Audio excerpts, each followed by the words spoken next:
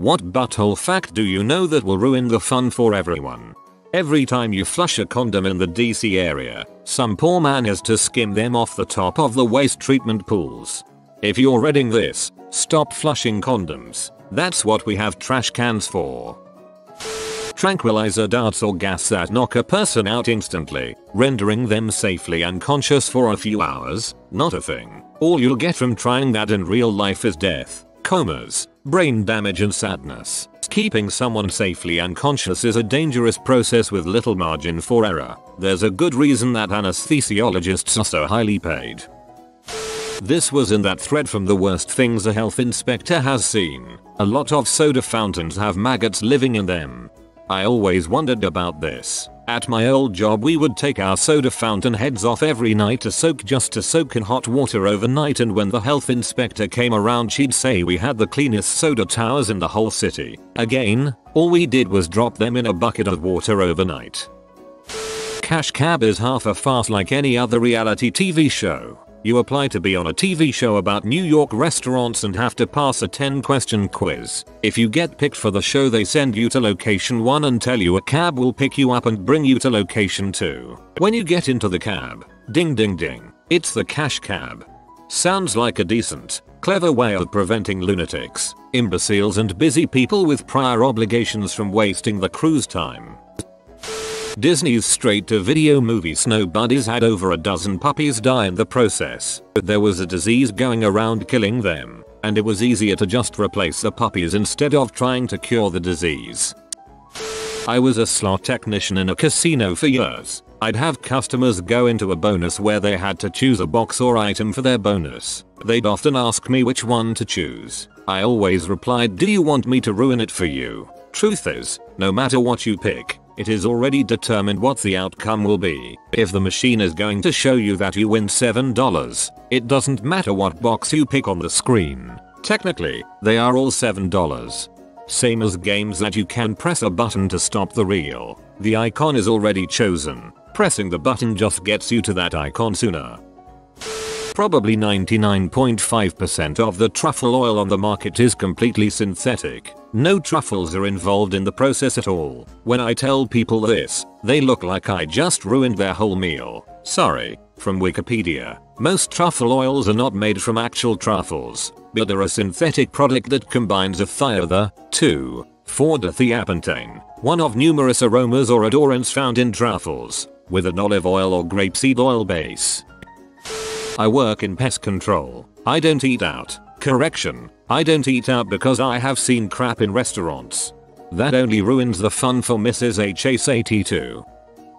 Those V for Vendetta mask you buy is actually licensed by a major media conglomerate. Every time you buy the mask to make a statement, you are padding some corporation's wallet. Warner Bros to be precise, I believe. If you were to instantly vanish, there would be a shell of microscopic creatures left behind. My poor eyelash mites would die. Don't worry little guys, I'm not going anywhere. Beck is a Scientologist. Jason Lee too. Dunkin' Donuts sell frozen donuts. We heat it up in an oven. I'm sorry.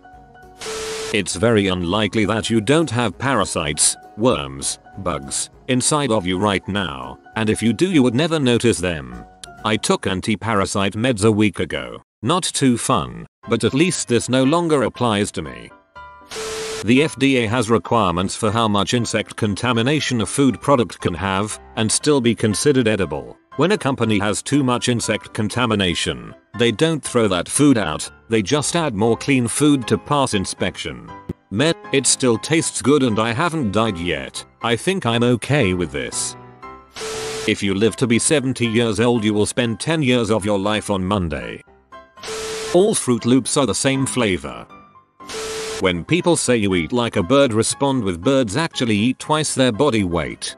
And then get up, walk outside and take a crap on their windshield.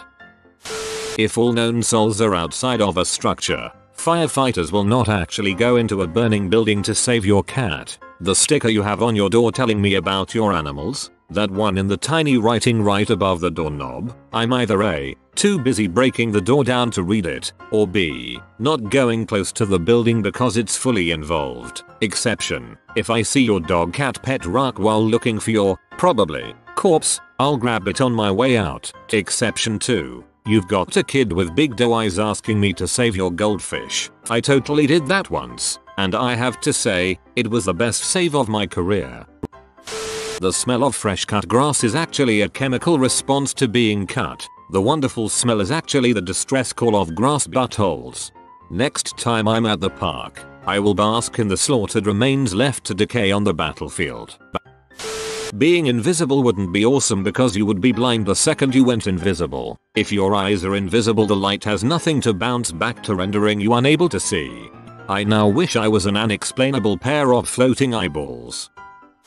When you die, very likely you will suffer at least a little bit. The best you can realistically hope for is a brief time when you are conscious as you asphyxiate. To put it another way, it takes about the same time to die like that as it does to drown. That's if you're lucky. Many people suffer for hours, days, weeks, months, and even years before they pop the twig. The concept of dying peacefully in your sleep is a very few and far between occurrence. Opioids. Opioids for all. On the show Iron Chef, the secret ingredient isn't really a secret. Both the competitor and the Iron Chef are given a list of 3 to 5 ingredients before the battle, of which one will be the secret ingredient. The Teenage Mutant Ninja Turtles are actually tortoise. Life is so much easier, better if you have good looks. There's a significant correlation between height and salary for guys in the same job with the same qualifications. The girl who voiced Ducky in The Land Before Time died a violent death at the hands of her father. It's not like I didn't know what I was getting into, but still, you suck. Lots of people mistakenly believe the internet represents a fair and accurate cross-section of a country's demographic. This is absolutely false, and one of the biggest reasons why society is becoming increasingly fractured and atomized, where everybody seems to be living inside their own bubble. Old people are underrepresented on the internet, as are poor people, as are politically conservative people, as are non-English speakers, as are people from warmer climates. It's frighteningly easy to curate your own existence and beliefs online. Social media has a big role to play. You get to pick and choose who you follow. You decide what news you see on Twitter. You decide what subreddits you join. You decide your friendship circle on Facebook. I feel this is going to help cause some problems down the road. Reddit, for example, is predominantly male, middle-class, liberal and young, yet plenty of people read what they see on here, see the upvotes, and assume society thinks this a valid, respected, correct and approved view. The best and worst part of the internet is that, no matter who you are and what you believe, you can find a community of people who agree with you. Pokemon is kinda like simulated dog fighting for kids, but with far worse injuries. Seriously, if Pokemon was real life, it'd be truly barbaric and horrifying to watch. Zombies can't exist. They have too many natural predators, that is, birds, maggots, insects. Any form of weather is bad weather for them without a regulatory system to maintain temperature. Hot days their flesh goes rancid and falls off until they are bone. Cold days they literally freeze. At most a zombie outbreak would last a few days. Thank frick for that. Electricity travels very fast. In the new Spider-Man movie, if the physics was up to par, there was no way that Spider-Man should have beaten Electro. Not faster than future-seeing Spidey sense though. There is a very strong likelihood that you will not find buried pirate treasure. My grandfather bought me a metal detector and insisted that I waste valuable girl chasing time. I was 16. By searching the beaches in Florida, I found a drill bit and a waterlogged metal detector that someone had frustratingly buried on the beach. The movie Pursuit of Happiness is a lie. He didn't live on no money. It was actually a decently paid internship at $1K month and 1980 money. He wasn't rejected from a women's shelter, but actually stayed at one for some time. He didn't have any money invested in his previous sales job, i.e. didn't actually own the scanners and just quit it like a normal job. He didn't even know where his son was for the first 4 months of the internship, let alone have to support him. He also wasn't actually arrested for unpaid parking tickets, but for domestic violence. The movie is basically capitalist bootstrap propaganda. 54 million people alive right now will be dead within 12 months. As Andy grew older, all of his toys had to sit motionless and watch him masturbate. You read the title wrong. It's supposed to a fact that ruins everyone's fun. Pandas are freaking retarded and would be extinct without constant human intervention. They forget to eat, forget to mate, roll over and squish their young, and are mostly oblivious to the idea that they are carnivores. What if the only pandas left are retarded, and we just keep breeding them? It isn't their fault. We just found the dumb ones. Eating a banana gives you a higher dose of radiation than living within 50 miles of a nuclear power plant for 1 year. I would like to add that this fact is more of a comment on how well shielded nuclear power plants are, rather than how radioactive bananas are. Working inside most nuclear power plants, you receive less radiation than if you were standing outside almost anywhere else in the world, as you are also shielded from the natural radiation in the ground and air, and from space.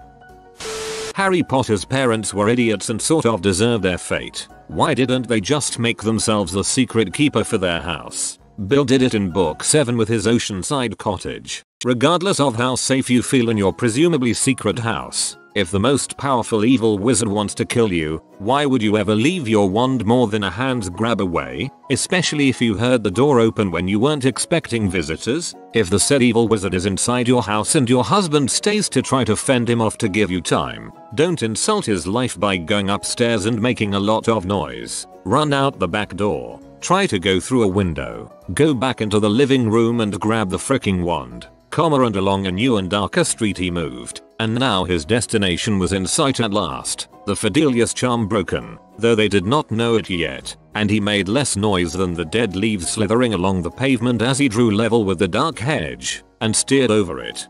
They had not drawn the curtains. He saw them quite clearly in their little sitting room, the tall black-haired man in his glasses, making puffs of colored smoke erupt from his wand for the amusement of the small black-haired boy in his blue pajamas. The child was laughing and trying to catch the smoke, to grab it in his small fist. A door opened and the mother entered, saying words he could not hear, her long dark red hair falling over her face. Now the father scooped up the son and handed him to the mother. He threw his wand down upon the sofa and stretched, yawning. The gate creaked a little as he pushed it open, but James Potter did not hear. His white hand pulled out the wand beneath his cloak and pointed it at the door, which burst open.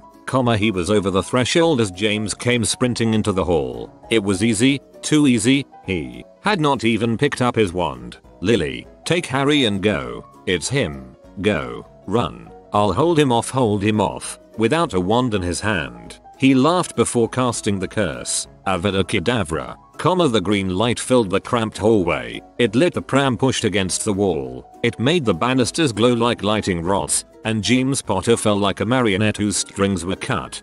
He could hear her screaming from the upper floor. Trapped, but as long as she was sensible, she, at least, had nothing to fear. He climbed the steps, listening with faint amusement to her attempts to barricade herself in. She had no wand upon her either. How stupid they were, and how trusting, thinking that their safety lay in friends, that weapons could be discarded even for moments. I think Rowling fricked up by making it so that you could make yourself the secret keeper in book 7. If that were true, no one would ever use a secret keeper other than themselves. She also fricked up the rules of the trace. They're inconsistent from book 2 to book 5 to book 7. What fact could probably save your life? If you're scuba diving and you're going to vomit, puke right into the regulator. Don't take the regulator out of your mouth because after you vomit the natural instinct is to inhale. The puke will blow out of the exhaust valve with your bubbles. We did a discovery dive and were not taught about this. Thankfully we were only a few feet down. It could have been one of those life-changing days. Chemical burns are not like fire or heat burns. Many will not immediately trigger a reflex action of pain. I lost a chunk of skin under my armpit because an industrial cleaner dripped under my rain suit. I had rinsed off my arm and didn't receive so much as redness, but 30 minutes later I noticed my shirt was soaked in blood. No pain till the next day, and by then a quarter-size piece of skin had fallen off. Read the labels and remove any chemical as quickly as possible using the recommended method. Water is not always the best way. Please, for the love of God, read the label before you start using the product. It's way easier to know how to remove the chemical before it's in your eyes and can see, or in some other emergency situation. Oftentimes when your skin is burning or dissolving, your first instinct isn't to start reading. Purple flags at the beach mean dangerous sea life in the area. Most people understand the other flags, but purple can be confusing. I don't understand any of the flags. If you get trapped on thin ice, lie down on your stomach and wiggle your way back to shore from the direction you got there from. Chances are, if the ice held you then when you were standing up, it will continue to hold you with your weight dispersed over more surface area. Also, ice is often thinnest at the edges. If you walk across a solid sheet of ice, it's quite possible that your inward path was frozen just fine, but the outward path you're just getting to the opposite shore could be weak. If you're on or close to train rails, trains move faster than they appear to. If you're on train tracks, be somewhere else. Blokes, check your nuts once a week and don't be afraid to go to the doctors if you notice something. I had a scare earlier this year and I put it off for a while before plucking up the courage to go to the doctors. I was an idiot for waiting, but I just felt like I didn't want to have a doctor check out my balls. Turned out all clear and I walked out of the doctors thinking this really wasn't as bad as I expected. The old cliche is true. Doctors have seen a million dongs. Yours isn't any different. I spoke to my dad about it before my appointment and he tried to reassure me. After my appointment he said, when I was your age I went to the doctors for the same thing. What? If he had just told me he'd had the same, maybe I would have gone sooner or felt less bad about it. I then told my good friend and he chuckled, "Oh man, I've been to the docs for that too. It's so goddamn common you wouldn't even believe. More often than not it's not cancer, but if it is then tackle it head on. If you're a parent, brother, friend, please break the ice with someone about this topic. You could save a life. Let's not freaking think it's something we can't talk about. Anyone close to me now knows I've been to the docs for this, on the off chance it happens for them. Even if 1% of you isn't sure about what's on your nuts, then please get checked. It'll always be in the back of your mind if you go through life without reassurance. If anybody needs to talk, then message me. I am more than happy to share my experience and give any advice I can.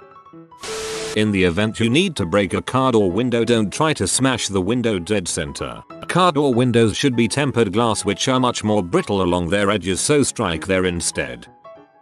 If you're near the ocean and all that water suddenly disappears, recedes unexpectedly, then get out of there and get to high ground, because that's a tsunami. If you see a bear cub, a very angry mother isn't too far behind. Eunice, what did I tell you about staring at baby bears? I really don't know how she always finds me. I don't even know how she knows my name. I read a story about the people who clean up bodies after they jump off of the Golden Gate Bridge. Most people don't die on impact, but the injuries they sustain kill them shortly afterwards, or they drown slowly in miserable pain from the massive internal damage. There is this story about one person who jumped and as they let go regretted the decision. They ended up living remarkably, but they had significant internal injuries and many broken bones. The fact, you don't always die on impact when jumping off the Golden Gate Bridge. The few people who have lived all state they regretted it the second they let go. The quote from the jumper that lives still gets me. Something like, as I was falling, the thing going through my mind was, of all the mistakes I've made, this is the only one I can't fix. Stay safe and keep moving forward, y'all. Reach out, reach in, whatever it takes. Remember, there are people out there you don't even know that love you.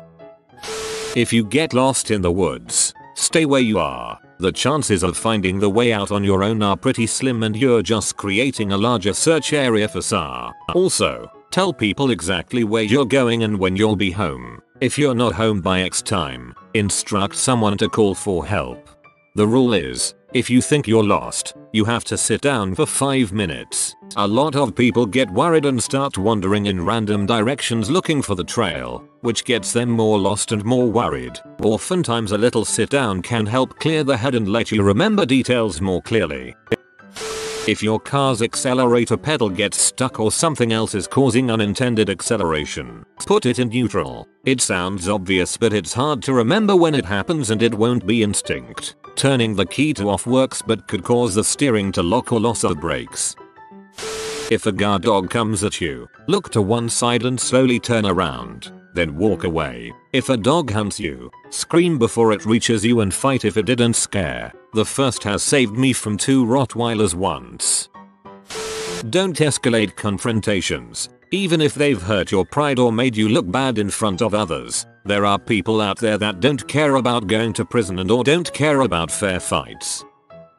That a wagging tail does not always mean that the dog is friendly. Maybe he's just really excited he gets to rip your guts out. There is a time to leave, to stop, to walk away. It can save your life. Listen to your gut.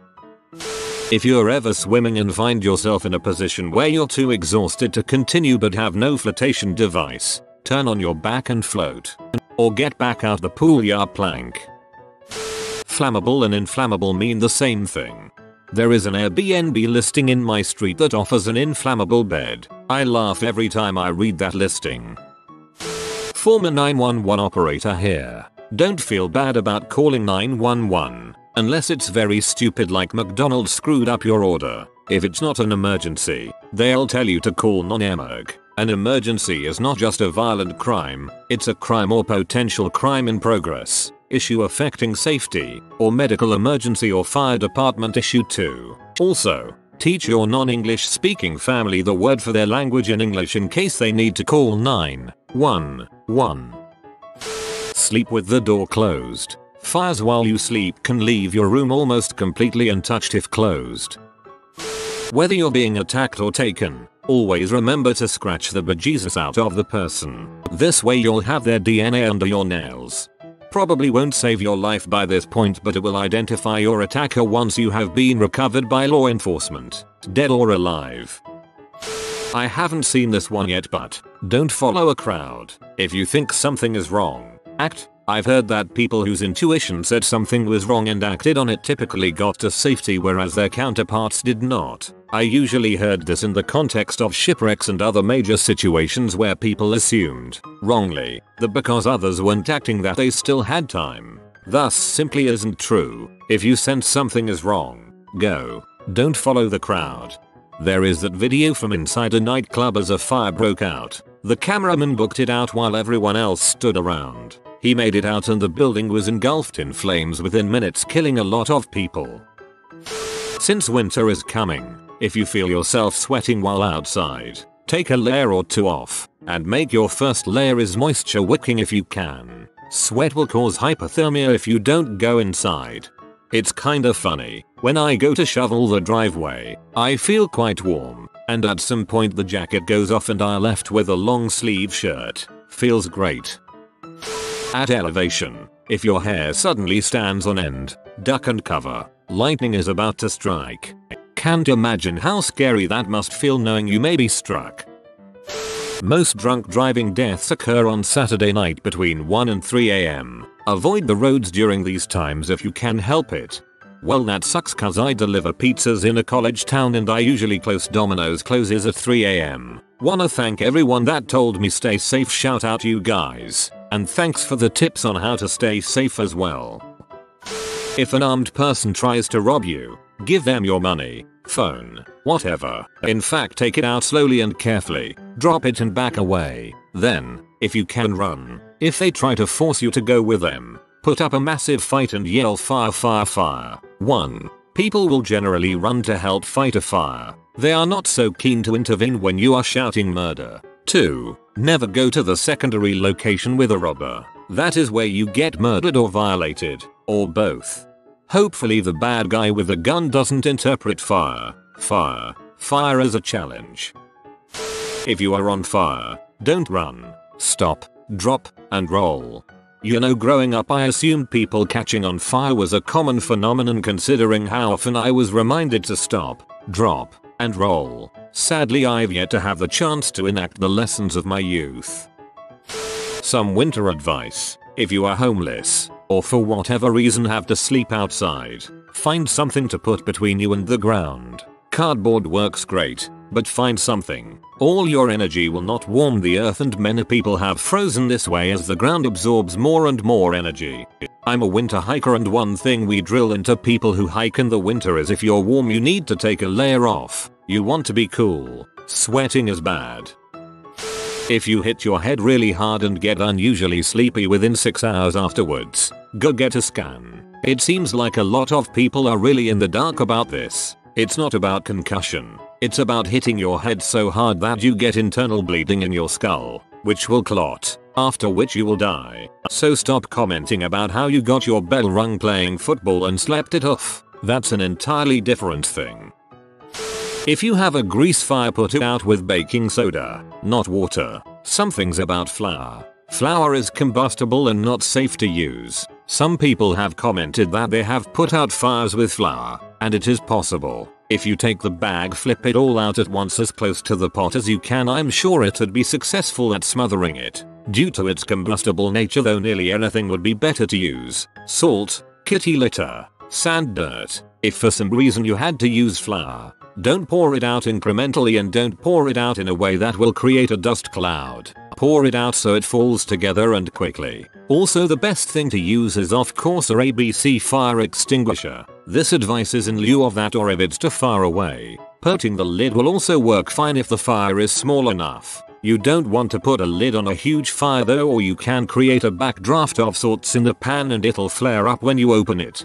And if that grease fire is in a pan, cover it with the lid.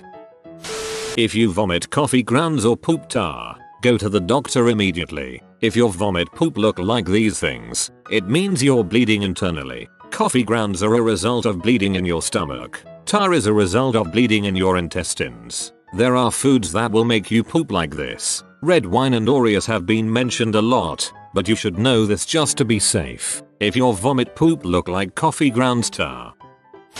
How to recognize when someone is drowning. Silence. While someone who is shouting is on the verge of drowning and will likely need rescuing, it's the person thrashing about in the water not making any vocal sounds you need to worry about. When someone is actually drowning, their lungs are filling up with water, inhibiting their inability to call for help. Hairy face. Anyone who has long hair knows that when it gets wet and it sticks to your face, the immediate reaction is to swipe it away. Not for a drowning person. When someone is actually drowning, all power is devoted to saving themselves. The issue of wet hair across the face is not a priority. Keep an eye out for someone in the water splashing about but not immediately reaching to remove their hair from out their eyes. All credit goes to the Stuff You Should Know podcast.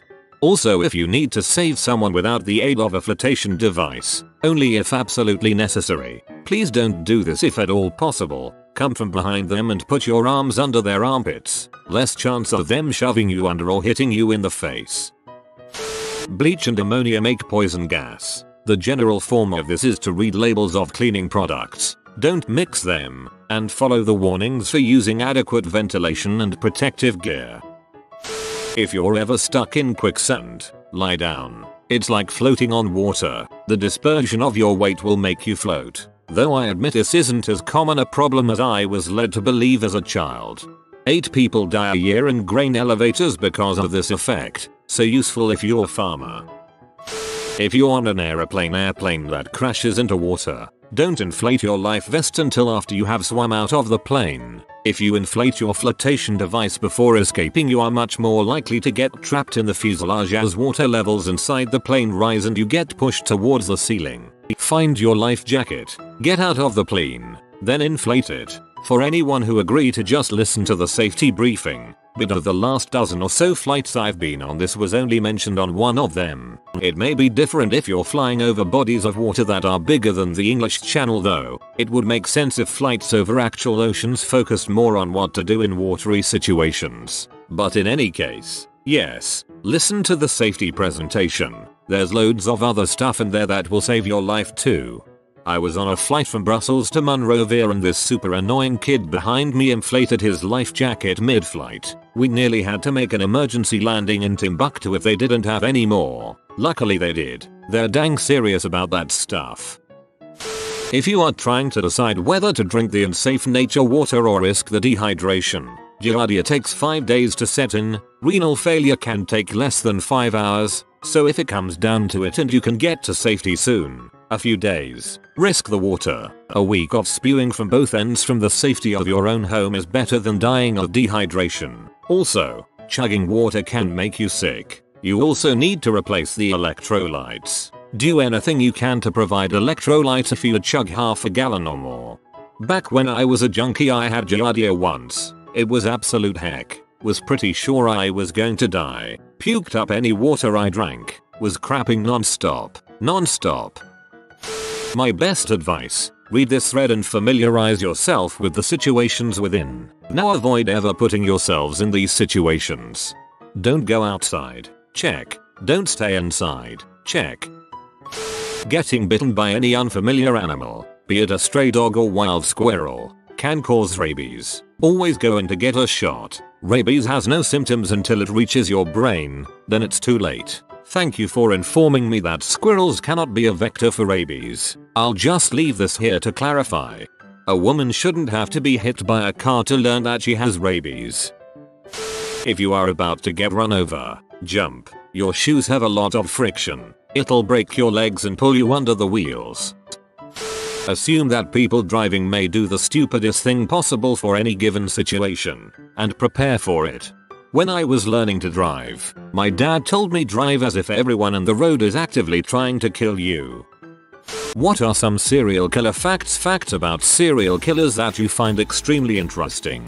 When police eventually came to the house of Ed Gein they found an absolute pigsty. Gein had been living alone since the death of his brother in a barn fire. It's speculated that Gein may have killed him and had let much of the house go into disrepair. They found countless body parts from his various grave digging excursions, including a bag of wilted vaginas and, of course, the infamous skin lampshade and half-finished woman's suit made of human skin.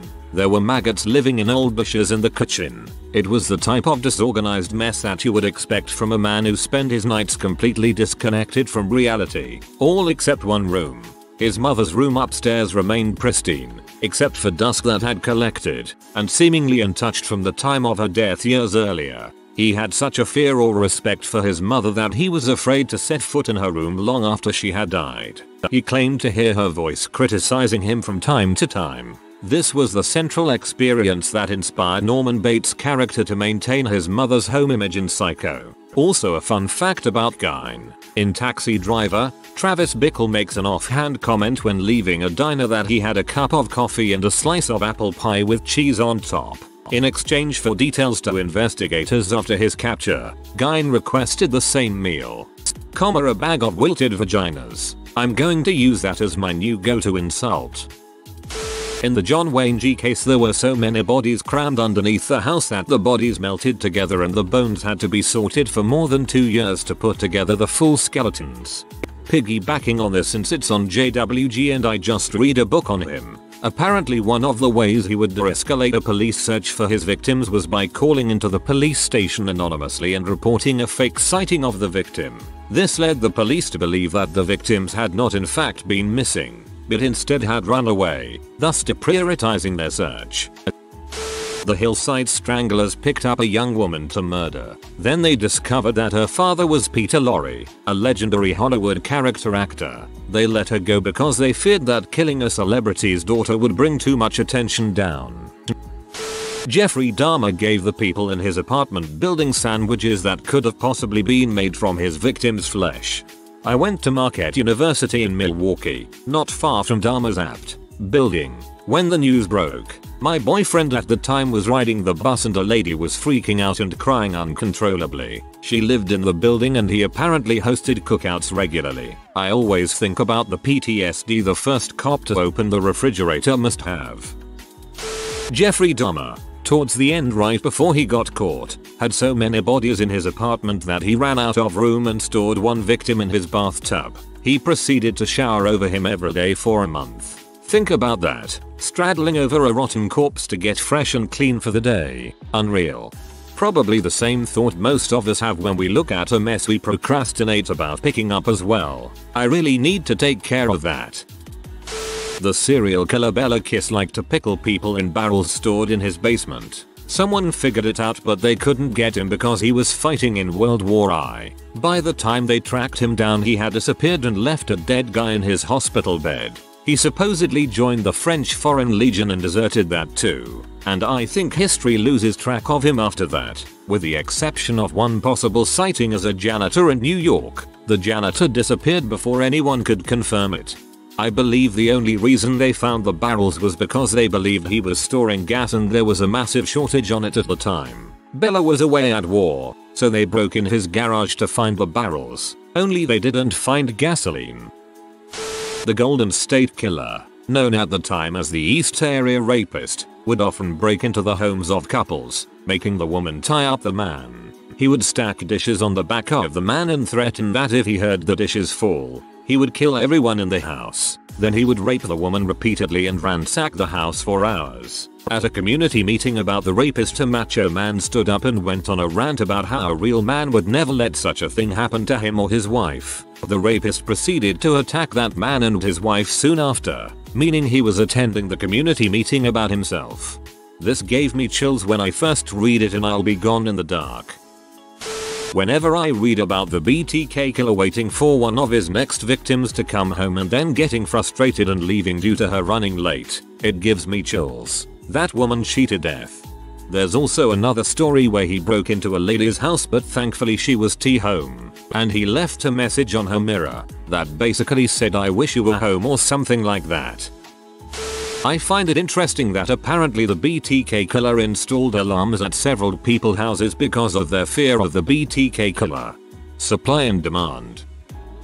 The Angel Vargas killed and ate at least 10 people. He only ate men because he said their meat tasted better than women's. He also wouldn't eat fat people because he thought they contained too much cholesterol. Journalist Vlado Taneski was caught when he reported on his own crimes and included information that hadn't been released to the public and only the killer could know.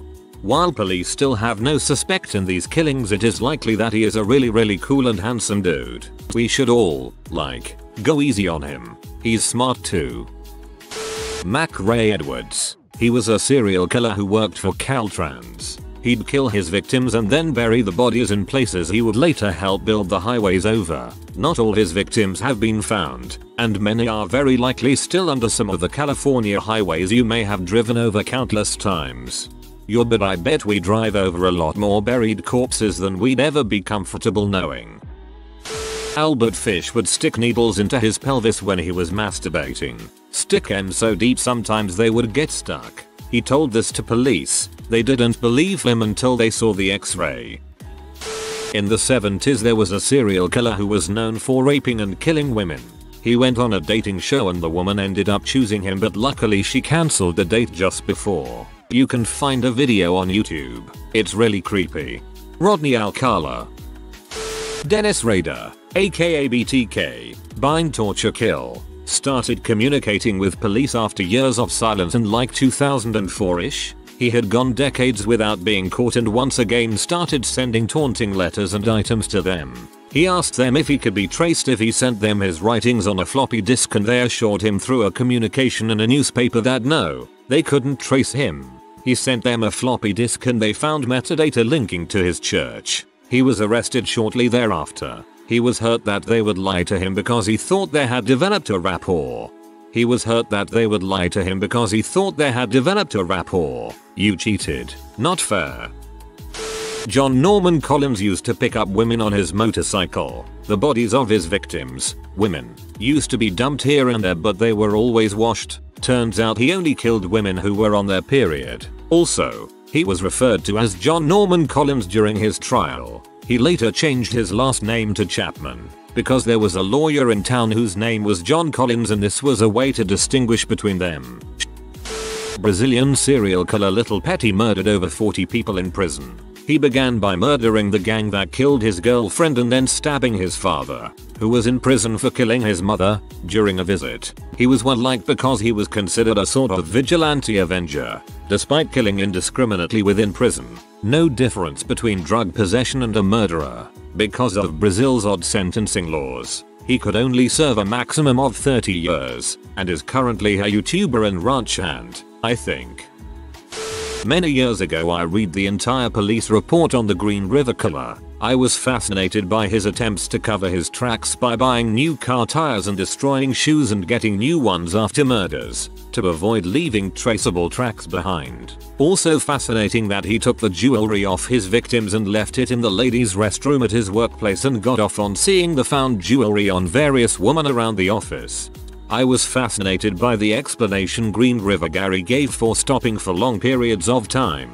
The time spent cleaning up afterwards and taking counter-forensic measures just was not worth the murder after a while. Pragmatic guy.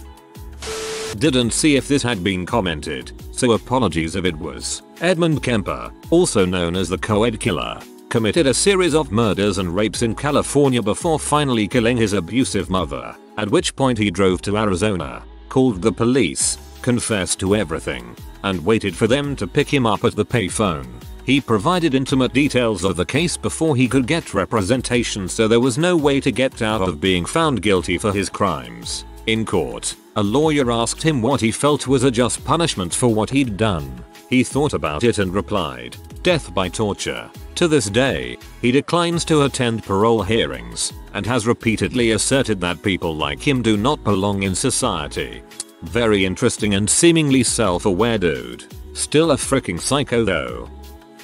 My grandfather was a social worker that managed Ed Gein, the butcher of Plainfield, when he was at Winnebago Mental Health Institute. He told us that Ed was one of the sweetest old men he had ever talked to. Really nice guy. Liked to ask about how the workers' families were doing. It's not the strangest thing on this thread, but for me, it's eerie how he could go from a sweet old man to a man who made furniture from human skin and body parts. Still weirds me out to this day.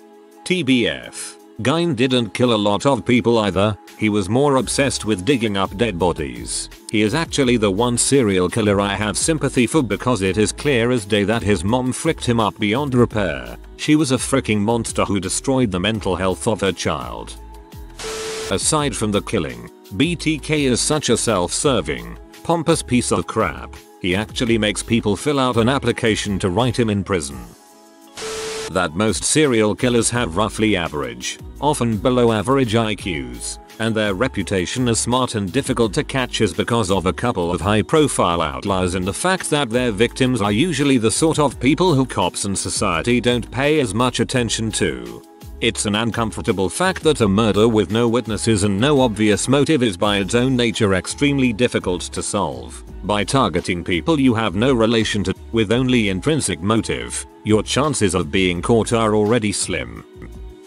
Many victims did survive David Parker Ray, the toy box killer, but did not remember it, as he would kidnap victims, use them as sex slaves for a few months, drug them, and clean them thoroughly before dropping them off unconscious at the side of the road hundreds of miles away. Only some women picked up by him were killed, still more than enough to be classified as a serial killer. There are audio recordings, 2 parts, that have been re-recorded with an actor. I cannot unhear them. Definitely NSFL. Sick frick. I will not post a link, but they're very easy to find. Jeffrey Dahmer was neglected by his parents in childhood and hadn't even seen his mother for 10 years prior to incarceration. At sentencing, his father and stepmother asked for 10 minutes to say goodbye and hug. His father often visited him in prison and he had weekly phone calls with his mother. Despite the heinous crimes, they seem to have some kind of unconditional love. It makes all of the stories I hear about estrangement seem to have a different, strange perspective. Dahmer's father wrote an autobiography. Some heartbreaking crap when you love your son, but he's Jeffrey Dahmer. I don't recall which one it was, but I remember hearing that there was a killer who would only go into the home if the front door was unlocked because otherwise he didn't feel welcome. Lock your doors, people.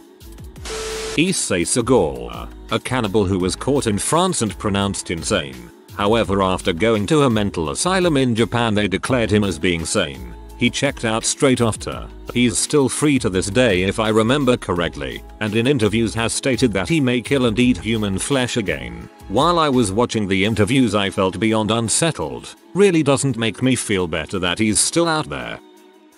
Mark Brandon Reed, aka Chopper, was a renowned killer in Australia. However, he only targeted drug dealers and people who made attempts on his life. When he got old, he was told he had liver cancer and had only a few weeks to live. He was asked by the television show 60 Minutes Australia if he wanted one last interview before he died. He accepted. When asked about all the murderers, which he previously claimed as self-defense, not him or he covered them up, he just confessed to all of them, claiming they were never self-defense and he had committed the ones he previously denied. Then he passed away a few weeks later, went out listing everyone he killed. It shocked everyone. I would suggest looking him up.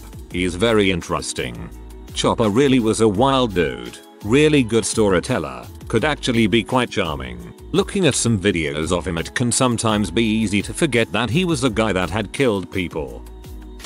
In 1985, the Night Stalker was terrorizing LA. I was a young Marine there and a friend asked if me and another guy would come stay the night since her parents had to go out of town. I thought it was silly. He hadn't hit Orange County, but anything to get out of the barracks. That night he hit just a few houses down in Mission Viejo. Some kid heard him and alerted his dad, who called the cops. That was the first lead they got. It has always bugged me that I didn't take it seriously at all, and it happened that close. I think we were pretty drunk that night. It was pretty sobering. The first serial killer on written record is from 5th century Yemen. Also, according to an FBI and private study in the US in 2018, they estimate anywhere between 152,000 active serial killers in the US. Boy, that's a widespread. Edmund Kemper, co-ed killer. Please Google him. Just not before after eating. Is just a really crazy dude. Apart from the fact he was nearly 7 feet, the main thing that stuck out to me, he was so smart that only 6 years after killing both his paternal grandparents and being diagnosed as criminally insane, he convinced psychiatrists he was rehabilitated before he went on a violent killing spree and then turned himself in, totally of his own volition, as the police had no idea who he was. Jeffrey Dahmer was arrested for sexual assault of a Southeast Asian boy. After he got out of prison and started his sex zombie initiative, he abducted the brother of the kid he was previously arrested for assaulting. He tried to turn the brother into a sex zombie and at some point the kid got out. He was stumbling around and some ladies called the cops when they saw the kid. The kid was serious messed up. Well, Dahmer found the kid while the kid was in police custody. Dahmer was able to convince the cops to release him into his custody. Great police work. If I recall, the kid was dazed and handcuffed. He convinced the cops that it was just a rough sex play gay lovers quarrel. The boy was a minor. He took the kid back to his chamber of horrors and killed him. Dr. Harold Shipman. He lost his mother, watching how morphine eased her pain before she passed. Then he became a doctor, using morphine overdoses to kill people, especially rich old ladies, and wrote himself into their wills with forgery. He was eventually caught because it was suspicious that every single one of his patients had him in their will, and that they all died under his care. But he did inherit a number of estates and a lot of money before getting caught. TLDR. Doctor killed patients and stole their money using the same drug that eased his dying mother's pain when he was younger.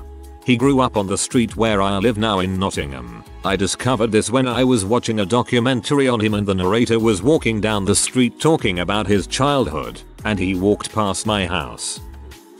The most recent one I've studied that stuck with me is Gary Ridgway. The guy got away with life in prison by giving away the spots where his victims were buried and made the police take him back to the sites to relive the crimes over again. In court videos he just sits like a deer in the headlights as families of his victims tell him he'll burn in heck and other very nasty things, understandably. But the father of one of his victims was hardcore Christian and he got up to the stand and said, "Despite everything you've heard today, I believe in Jesus Christ's teachings and he believes in forgiveness, and sir, I forgive you." And it brought the serial killer to tears, to which the judge told him he didn't have a right to fake any form of guilt, which he clearly didn't have.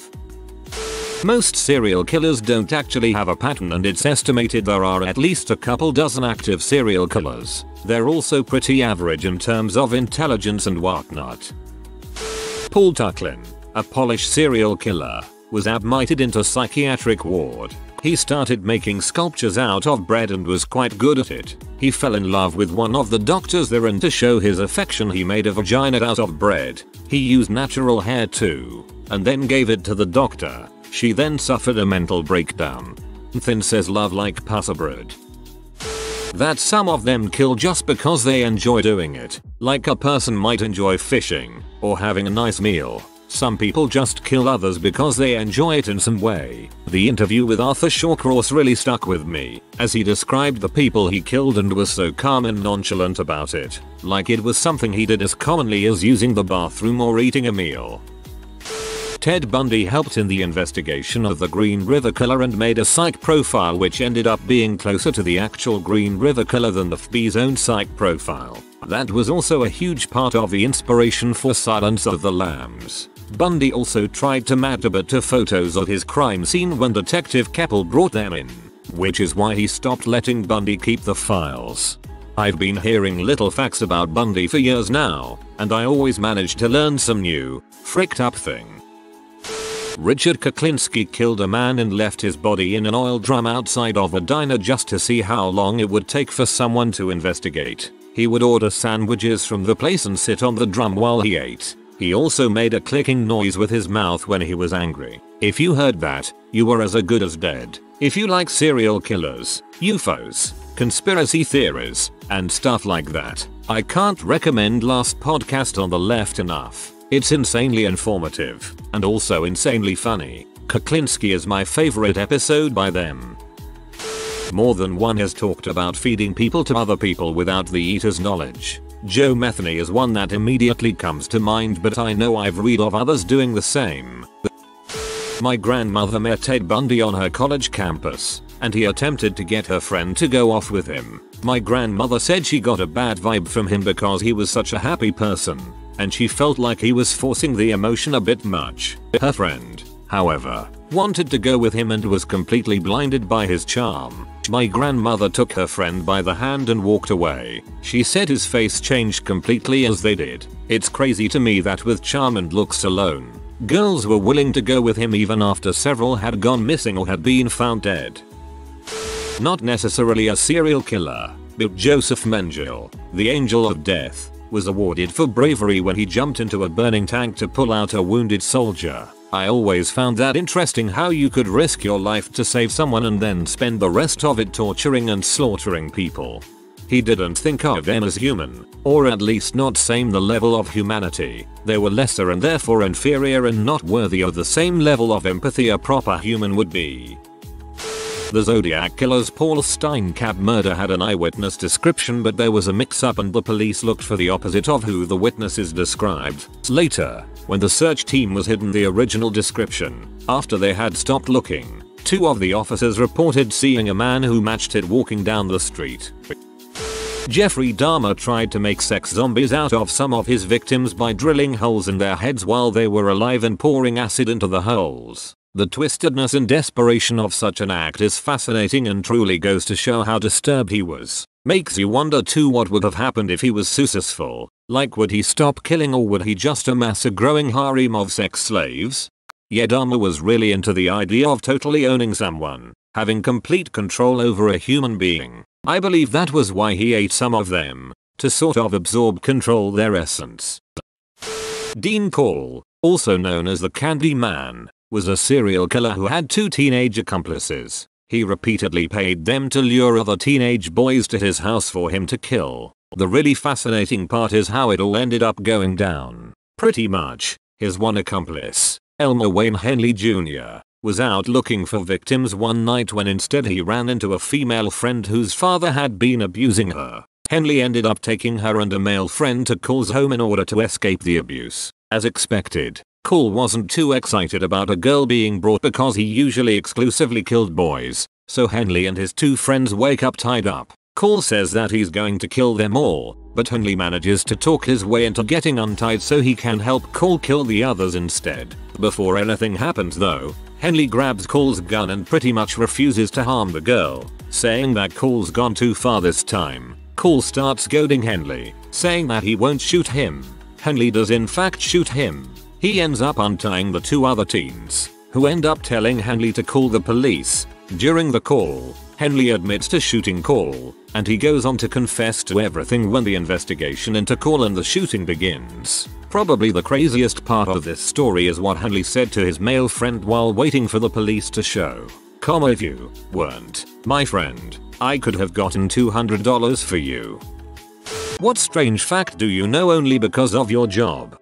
There was a certain lichen that was only known to live on one boulder in the middle of the Mojave Desert in an army training area. As an endangered species, for decades this rock was strictly off limits for like 100 meters around it. Then the army wanted to expand featuring Owen to include a few more valleys to the south and had to do an EPA impact study which included a biologic survey. They found that stuff everywhere. Came off the endangered species list. It wasn't endangered, just no one ever bothered to look for it before.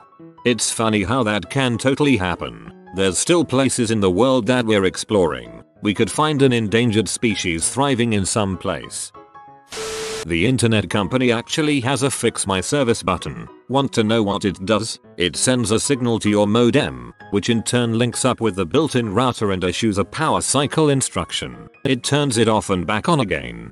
I have definitely called my ISP asking why I was having some issues, after spending 3-ish days extensively troubleshooting it myself, and the first thing they did was give me some long-winded explanation of something that was them actually just resetting my router.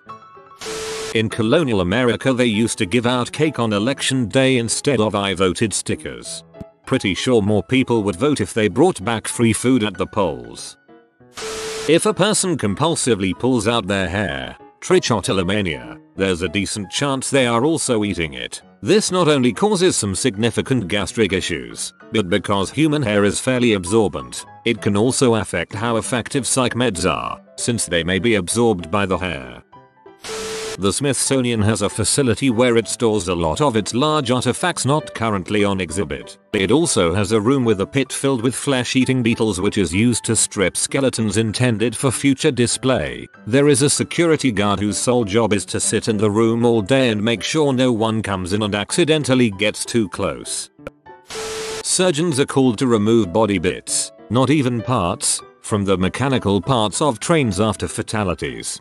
Oh no, that is the worst job I've ever heard of. Hot metal in the sun. Just no. A typical treated wood privacy fence has a life expectancy of 12 years. Popcorn ceiling. The popcorn itself has a life expectancy of 150 years. Do not ever paint a popcorn ceiling. I charge way more money to remove a painted popcorn ceiling than a non-painted.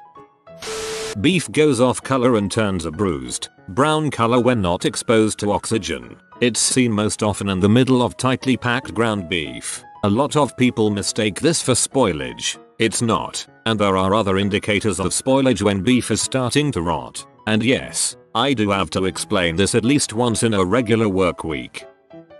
At Walgreens you can return basically anything as long as you have a receipt and it's within 30 days. Someone once returned ice cream because they didn't like the flavor. The return policy at Bed Bath & Beyond was absurd too. Once had a lady exchange a very used comforter for a brand new one. There is a distinct difference in smell that sets apart dead animals and dead humans. That's an unpleasant fact. The chamber of the combustion integrated rack aboard the International Space Station has a volume of 105 liters. I used to work in a commercial laundry facility. We washed and packaged towels for hotels. If you stain a towel with hair dye, menstrual blood, food ect, the towel will be dyed another color and is used for pet groomers instead. My uncle worked in maintenance at a hospital and when he told us they boiled the blood out of scrubs my mind was blown. Those surgical techs could get anything on their scrubs, rags, jackets, and as long as it wasn't alien fluids it came off with a good long boiling. Target folds their towels differently to make their store look more upper class than Walmart and other stores. Capacity at gigs can be determined by how fat or thin the venue expect the fans of the band to be. 13-year-old girl fans equals increased capacity. Older, male metal fans equals decreased. Software can be considered a medical device and may require FDA approval. I would imagine so, after that whole radiation software bug killing so many people. I can't recall the name at the moment, but anyone who's taken an engineering ethics course probably knows what I'm talking about.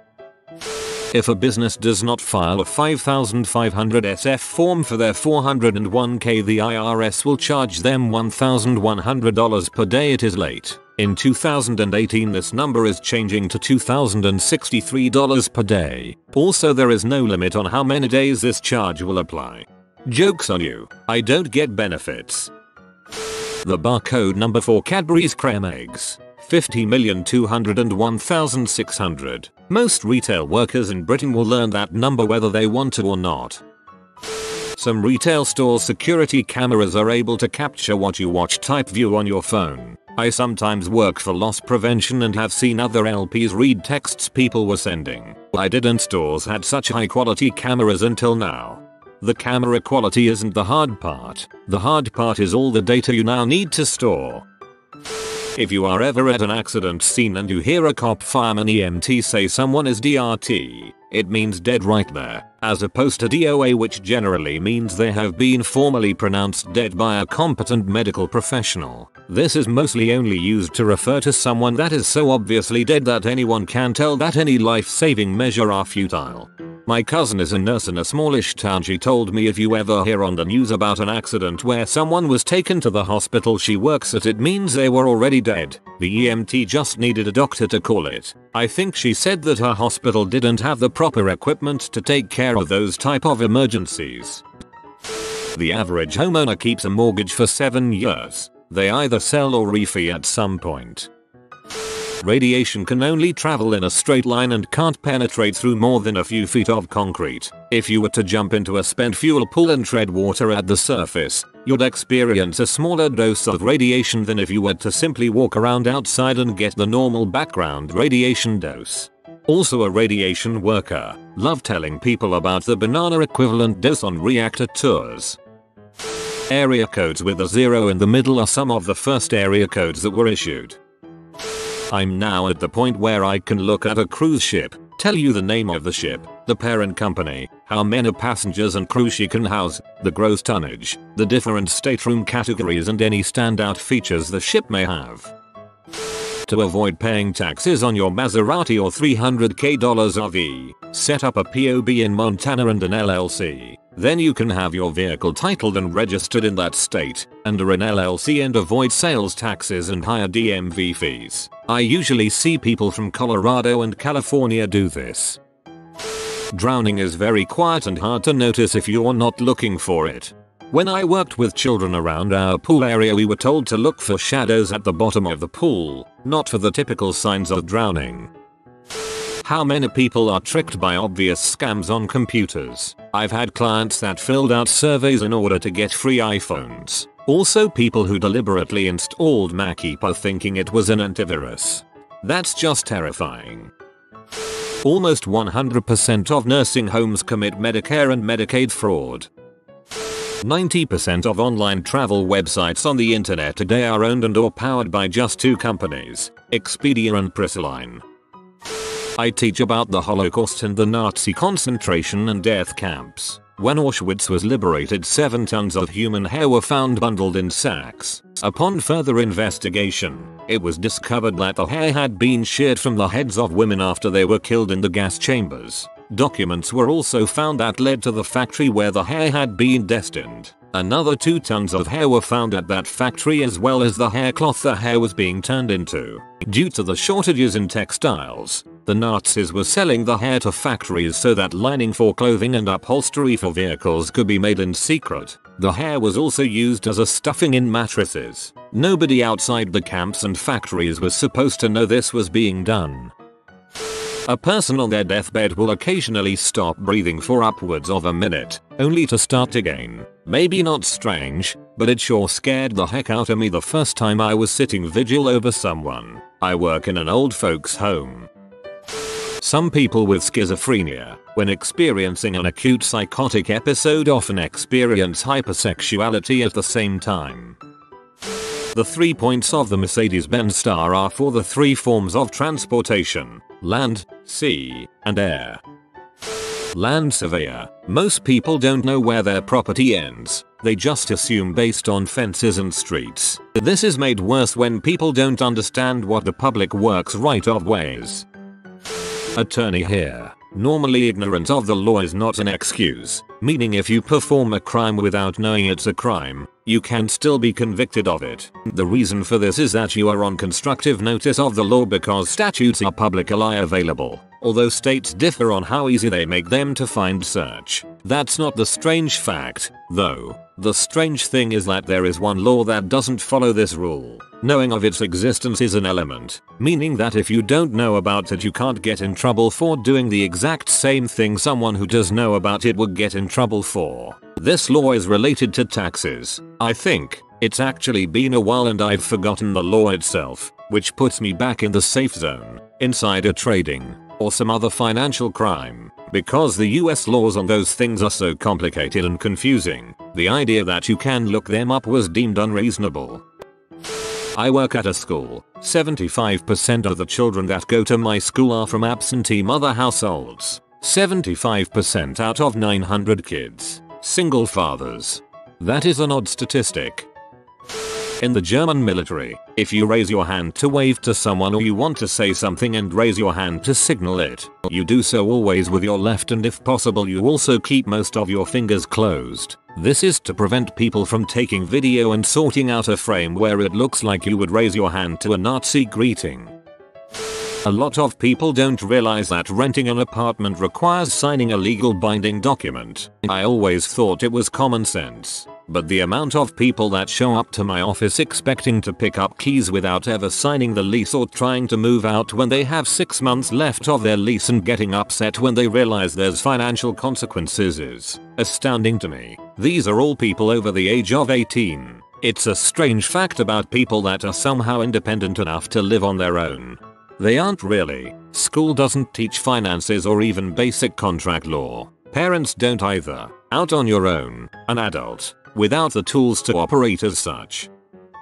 You can actually trade futures contracts for live hogs. In fact, you can also trade futures contracts for live cattle. When the futures contract expires for cattle you can take delivery. However, when a futures contract expires for hogs you have to cash settle, meaning paying out the amount of the contract. The reason is that if you were to take delivery on cattle you can throw them out to pasture and they will maintain their weight fairly well. Hogs, if you take delivery, must be kept at special feeding troughs or else they lose weight very fast and that means you are losing money by the second. People knew this and would threaten to speed up the delivery process unless the new buyer paid them more, essentially holding them hostage. The CME found out about all these people fricking around and changed the contract to cash settle. As a result, trading live hog futures is not actually trading the underlying commodity, but rather trading the price of the underlying commodity, which I always found very interesting.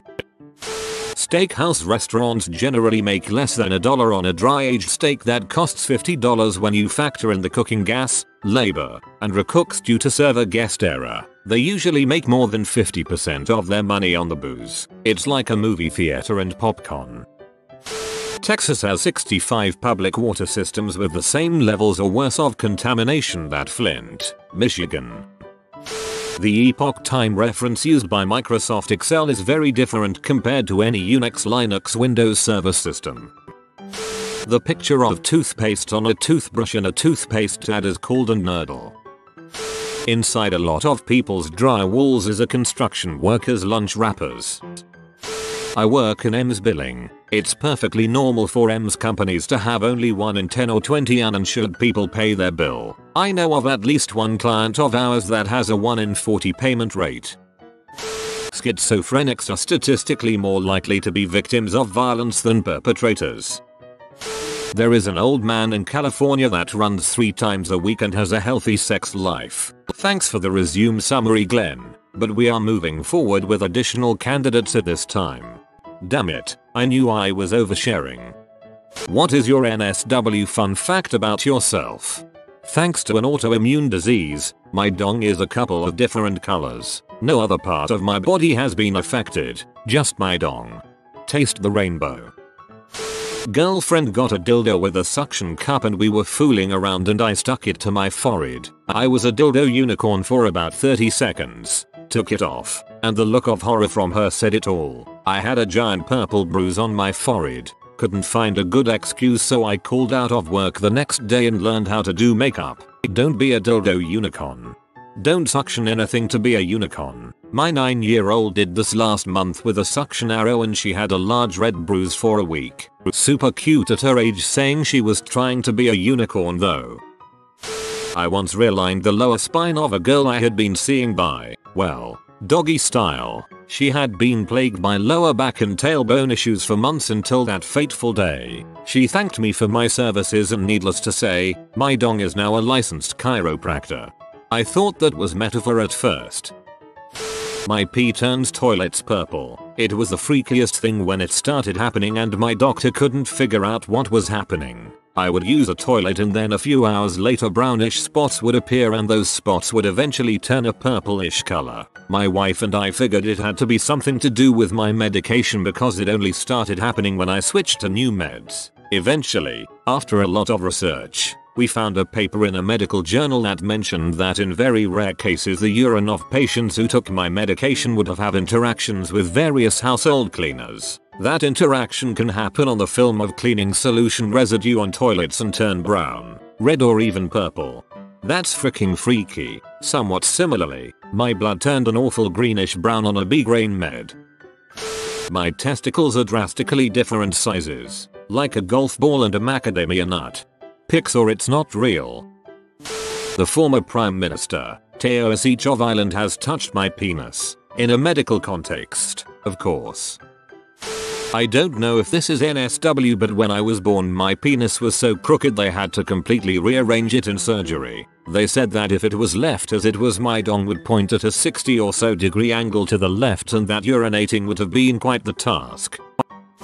At the height of experiencing prolonged concussion symptoms, I masturbated and felt a jolt, like a shock of electricity, travel up my body to the part of my brain where a light fixture fell on my head. My symptoms instantly subsided. I once was the dude the lesbian chick had sex with who upon having sex with me decided she does in fact like girls. I take this as both a compliment and an insult. I was that girl once. My friend was questioning if he was gay or bi, and he was very attractive, so we hooked up. He was fine with the BJ, but lost it during sex. Yeah, he was gay. My dad was having sex with a hospital nurse while my mom was giving birth to me. That's long been used for the menophites and reasons my mom hates men. This is insanely fricked up. Smoking killed my libido, so I killed 2 birds with 1 stone and quit for good by rubbing one out each time I got a craving. Like multiple times a day, especially at work. 10/10 would recommend. Beating chicken, cold turkey. On occasion my dreams are so vivid that I mistake them as reality, and only realize it's not so after I wake up. The rare times when I have the urge to pee in the morning after stupidly drinking liters of water before I sleep, my dreams shift to being in the toilet where I pee. My brain and body get synchronized to my dream and I end up pee in my pants. Weird but embarrassing experience, and I'm in my 20s. Probably a consequence of stress. I'm several months out from the last time I had sex. I had a checkup recently and had a blood pressure cuff strapped around my wrist. When it squeezed my wrist, I immediately got pretty turned on. Apparently I miss physical contact. Same here, but it was an attractive dentist feeling around my jaw, kind of on my neck. If I was a dude I'd have had a raging hard on. I have 2 buttholes. Update. I am sorry to those of you that feel misled. The second hole above my anus is inactive. There has been an inquisition or interrogation into my anuses or neonusis, no idea how to pluralize it. Second one isn't an anus, it's a hole in the crack of my butt that serves no purpose. One person suggested smuggling, but it would need to have very high cost to density to make sense. Anyway, thanks for the interest. Whoa, don't talk about your kids like that. I once spied on someone jerking off in the nearby stall at a mall toilet room. That was an experience, but I really don't want to repeat it. One time for break when I worked at UPS, I walked into a bathroom stall and someone had left their CM in the toilet water and all over the toilet seat.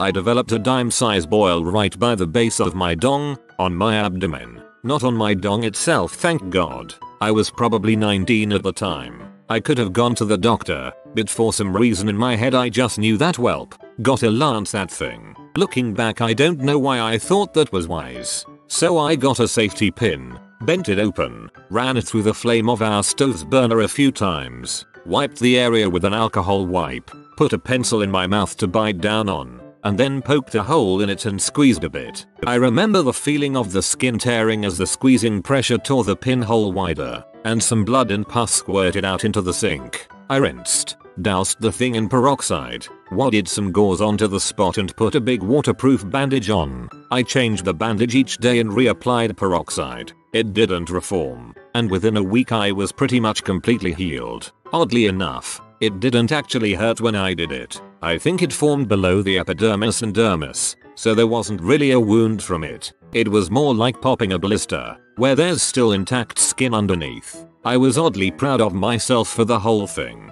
I felt like I had taken pretty good precautions to prevent infection and had generally prepared well. It was still stupid, but it all worked out.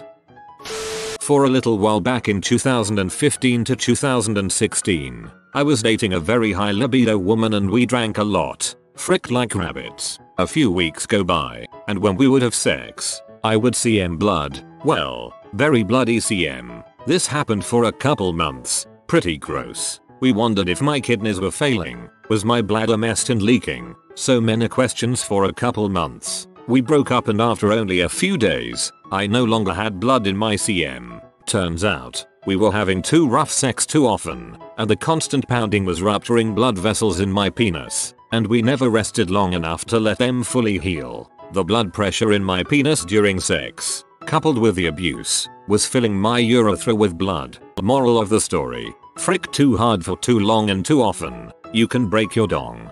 The spirit is willing, but the flesh is spongy and bruised. Slept with a very quiet guy. Finished. Thought he did shortly after and was like that was totally better than the first time and we cleaned up and passed out. Found out the next morning that he absolutely had not finished. Whoops. Total sweetheart though. Just never thought that as a woman I would finish and my FWB wouldn't. I've faked an orgasm before and I'm a dude.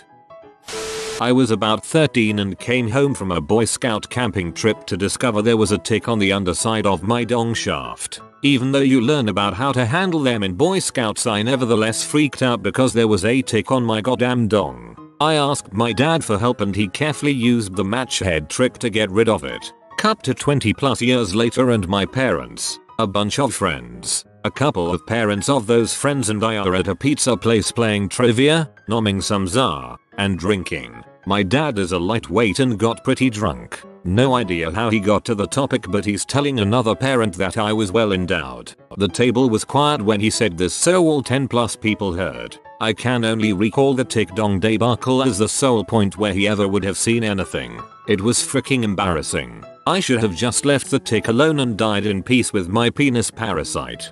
You've heard of Elf on a Shelf? Get ready for sigh. I feel like this is the only reason my throwaway ever comes out, but I came while getting the scalp massage at the barber's. I remember the girl cutting my hair was about my age, maybe a little bit older, but we had a good rapport, pleasant chat. So after the haircut she walks me back to the tub for the hair wash. It's not a seated one, it's a full flat lay down. Just putting that out there so you know how vulnerable I feel when the magic starts. Haha. She starts washing my hair and rubbing my scalp and it feels really good. I remember feeling very relaxed. Not turned on really at all %, but relaxed in a good feel bliss. I seem to recall things turning a different corner when she started stroking my neck. Felt so good. I'm not sure anything was intentional and I'm sure it was all the standard deal, but I definitely looked back on the neck stroking and wondered afterwards. Just picking up the pieces. Looking for answers lol. I don't remember really having an erection.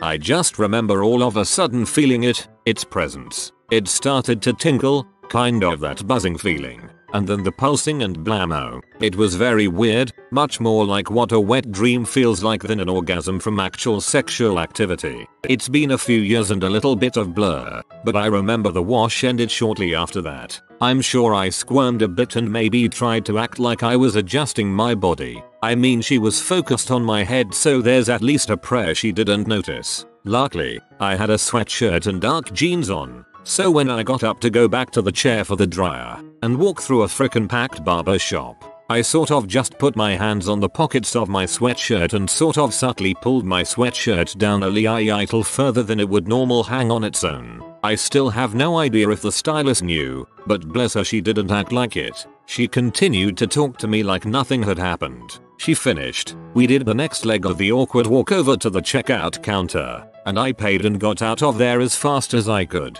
So awkward. As I mentioned in the comment of another post, it gave me real anxiety for a while. I've never accepted a hair wash since, and for a while I would make sure to masturbate the same day I had a haircut scheduled if I could. I've also never really had a good professional massage before, and I'm almost terrified to try for this exact reason. Very random and strange experience, though I do sometimes wish I could recreate that relaxing and blissful experience again in the comfort of my own home. You need to get more use out of this throwaway, sir. I accidentally started giving another guy a handy once. Story time. The guy was brain injured. I was working at a long-term brain trauma rehab facility, and one of my patients, we called them clients, was a guy that had incontinence issues. He wore adult diapers, but at night we would also put on a condom catheter, which was basically a condom connected to small hose that ran into a little pouch on the side of his bed. So every night we had to roll the condom onto him. One night, I rolled the condom on, but it rolled right back up. So I rolled it down again, and again. It rolled back up. This process went on a few times, until I noticed that he was getting an erection. Now, me being an idiot, my first thought was, oh, that will make this easier, until I realized that I was basically giving a handy to a brain injured guy in a diaper. I just looked up at him kind of surprised, and he was laughing his butt off. He goes, hey, that feels pretty good, in a tone where I knew he was giving me crap. So yeah, accidental handy. I lost my virginity to the wife of my boss at the time. I was 18 and working at McDonald's, and I found out my ex-GF from 8th grade, she was 2 years older than me, was married to my shift manager at the restaurant. They were fighting at the time, and when we hooked up I had no idea she was married to my boss until after it happened. Later found out he had cheated on her, so it was one big game I got caught in. They later divorced. Sex was good at least. At that age I was just trying to lose my virginity before college, but looking back it was probably a dumb move. I used to fantasize about women before I knew I was bi, and before I knew what sex was. I would fantasize about holding them down and tickling them, and it made me feel good, but I didn't know why. Clicked years later that I just like women, lol. Harold's gay. I have actually been jerking off to cartoons when I was like a small kid without even realizing it. Boy was I in for a realization like a decade later. When flaccid, I can pull the head of my penis back inside of itself. I'm cut. I've honestly never asked anyone if they can do it, so it might just be a normal dong function. I can also pop both testicles back up inside myself. So if I do it all at once, I've got an empty sack dangling under an inside out dong until I let go. The thing with the balls is actually part of how drag queens tuck their stuff, so hey, you're halfway there. Well, it was that one time I had sex. Condom bit tight. Went in and felt something snap. Not painful but strange. Then it felt wet. I pulled out and took off the condom to be greeted with blood, and the girl got a lot of blood on her face. Somehow, I nearly passed out. Dong broken for 2 weeks. Won't redo. My last sexual encounter involved me riding a guy who slapped me, so I slapped him back and we were slapping each other for a good 5 more seconds until he came really hard. It was freaking hot. As a dude that's 6 feet 4 inches, being physically dominated by a girl half my size is a huge turn on. You know, this is one of those Ask Reddits I see that I have no answer to, that I like to scroll through to see how the answers range from that's pretty vanilla to there is no way that's true. I'm here more for the responses to the answers than the answers themselves. Some are bloody hilarious. My butt is covered in small scars. I hooked up with this girl and ended up staying over. Woke up in the middle of the night needing to pee. I'd had a few to drink and was naked. I had to pass through her living room to get to the bathroom. As I tiptoed my way through the living room, I trod on her sleeping cat. Cat screams and scratches me. I panic and stumble butt first through a small glass table. I had about 20 cuts in my butt. blood everywhere, and of course, just to round things off, I pee right then and there. Needless to say, the girl woke up to a traumatized cat, a destroyed coffee table, and a living room covered in pee and blood. I left very shortly afterwards and was not surprised to find myself blocked instantly, but I still carry the scars to this day. I joined the Mile High Club about 15 years ago. TBH, outside of bragging rights, it's not really that fun. If I masturbate and then go into the shower and let the warm water hit the penis tip, I'll have a second orgasm, but instead of semen it's urine. Someone tell me I am not alone.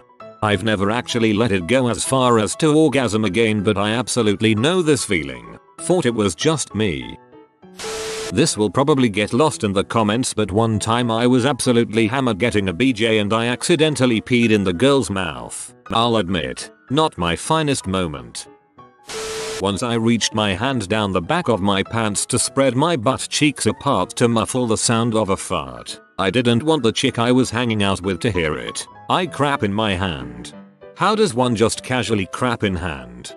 Throw away because my wife doesn't need to see this. LOL. I lost my virginity to my boss at my first job. I'm male, she's female, who later became the wife of my boss at my second job. I was 17. She was in her late 40s. I never looked at her sexually. It honestly never crossed my mind until she was moving into an apartment and asked if I would help because I had a truck. We finished about 10 PM. She said she was going to change and buy me dinner to thank me. A couple of minutes later she called me into the bedroom. She was on the bed in her bra and panties, and my dumbass apologized and stepped back out of the room. She came to the door, pulled me back in, and she got to have the worst sex of her life. It was bad, but at least it was over quick. Somehow that turned into a weekly thing for 6 months until she started dating someone and I found my first girlfriend. Well, she got married to the guy she was dating about 6 months later and quit work. I worked in the store for another year before graduating high school and getting a better job while I was in college.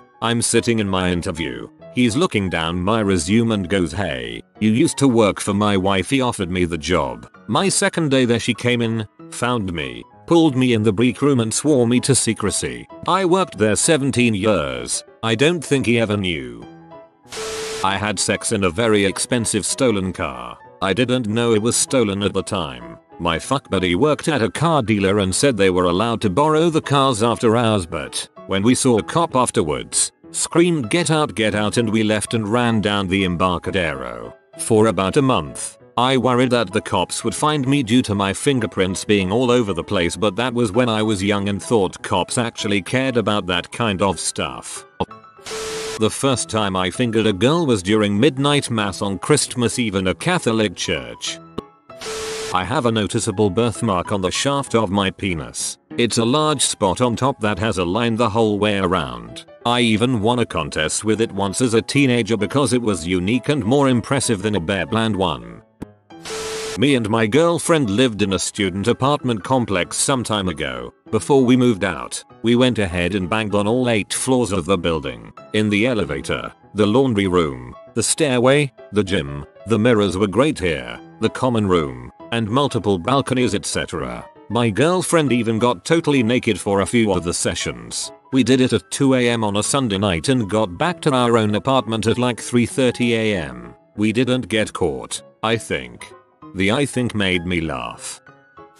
When my mother was still pregnant with me and they were getting an ultrasound, they mistook me for a female cause my penis was so large that they mistook it for an arm.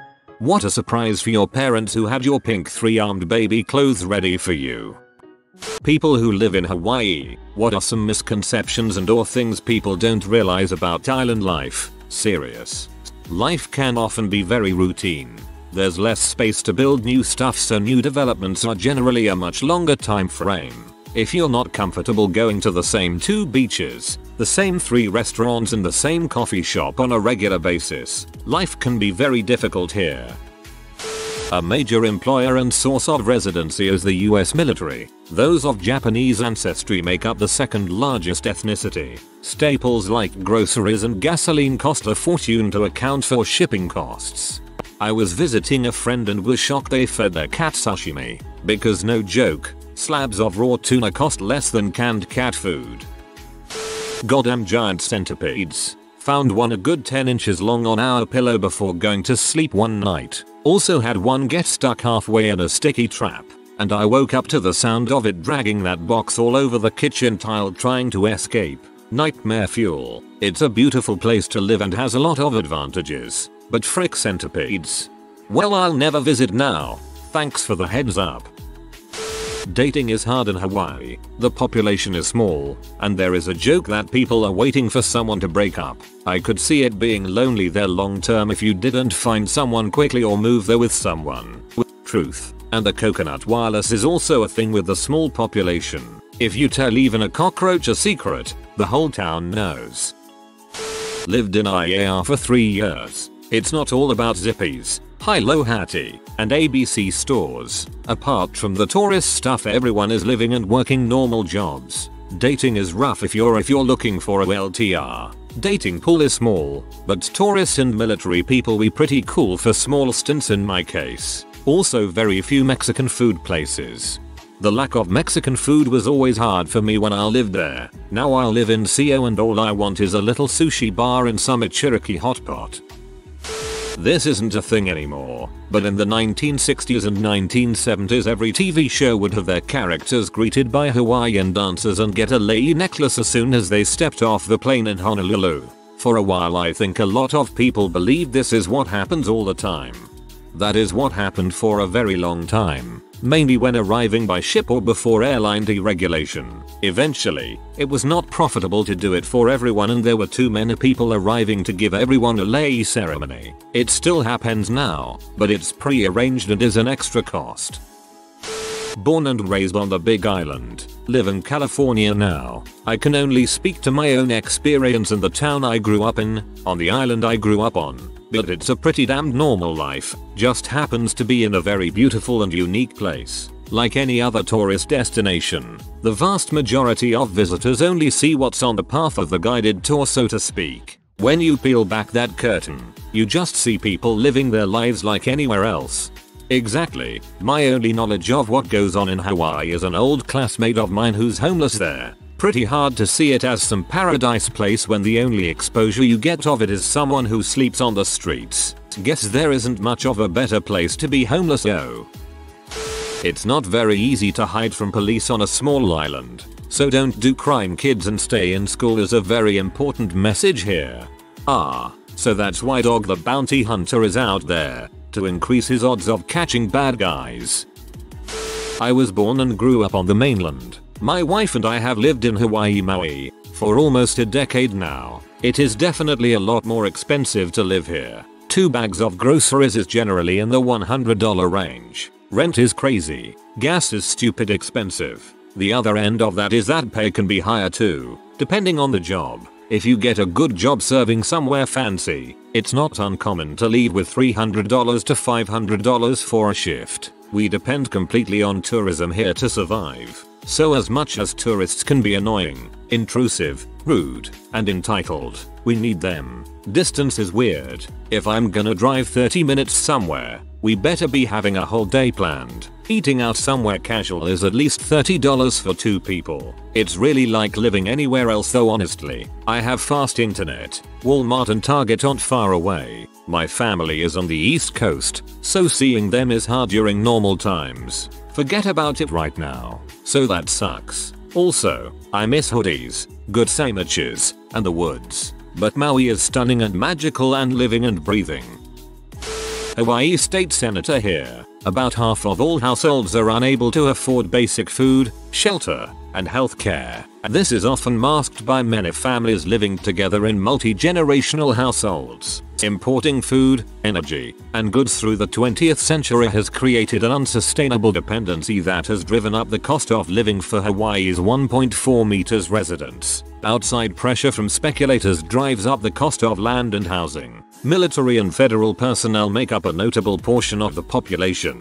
but often overlooked are their COLA and housing allowances that massively distort the rental market. Tens of thousands of Airbnb and vacation rentals take additional units out of long-term housing, exacerbating the housing shortage and increasing costs. Add to that many who buy up second and third vacation homes, and many foreigners parking money in condos and real estate that all sit empty most of the time. Because of our somewhat isolated job market, competition is limited and wages tend to be lower for many professions compared to their mainland counterparts. For example, I just passed a law a few years ago that prohibited tech companies from requiring employees to sign non-compete agreements that essentially barred them from working for other competitors. An independent study afterward found without those draconian controls, tech sector wages increased by 4% as a result. But despite these challenges, we are making progress. We have among the best access to healthcare, life expectancy, and quality of life. The digital and film industry is taking off, and remote work is opening up massive new economic opportunity. We've tripled our renewable energy in the last decade and are on our way to 100% clean energy and a carbon neutral economy by 2045. We're growing brand new niche industries like farm to bar chocolate production, which no other state has yet done. We're expanding local agriculture and tackling food sustainability.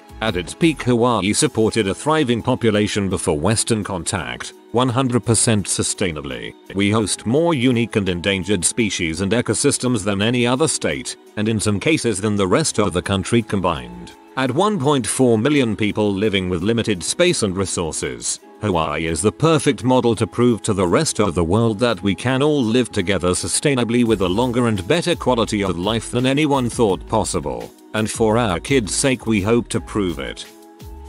Pre-Western contact, Hawaii had a long and awesome oral tradition, but the islands did not have a written language or written numbers until the 1820s. The Hawaiian Islands did not have a Western system of land surveying, map making, recording the sale of land until late into the 19th century. Some of the earliest surveys are dated in the 1870s. To this day, the state of Hawaii has two different systems of land registration. Title searches in Hawaii can be complicated and difficult because many of the original documents were originally written in Hawaiian, which is one of the official languages of the state. Even today, there are many clouded titles on land and disputes as to actual ownership dating back to the days of the Hawaiian monarchy, and some of those claims are still in litigation more than 100 years later.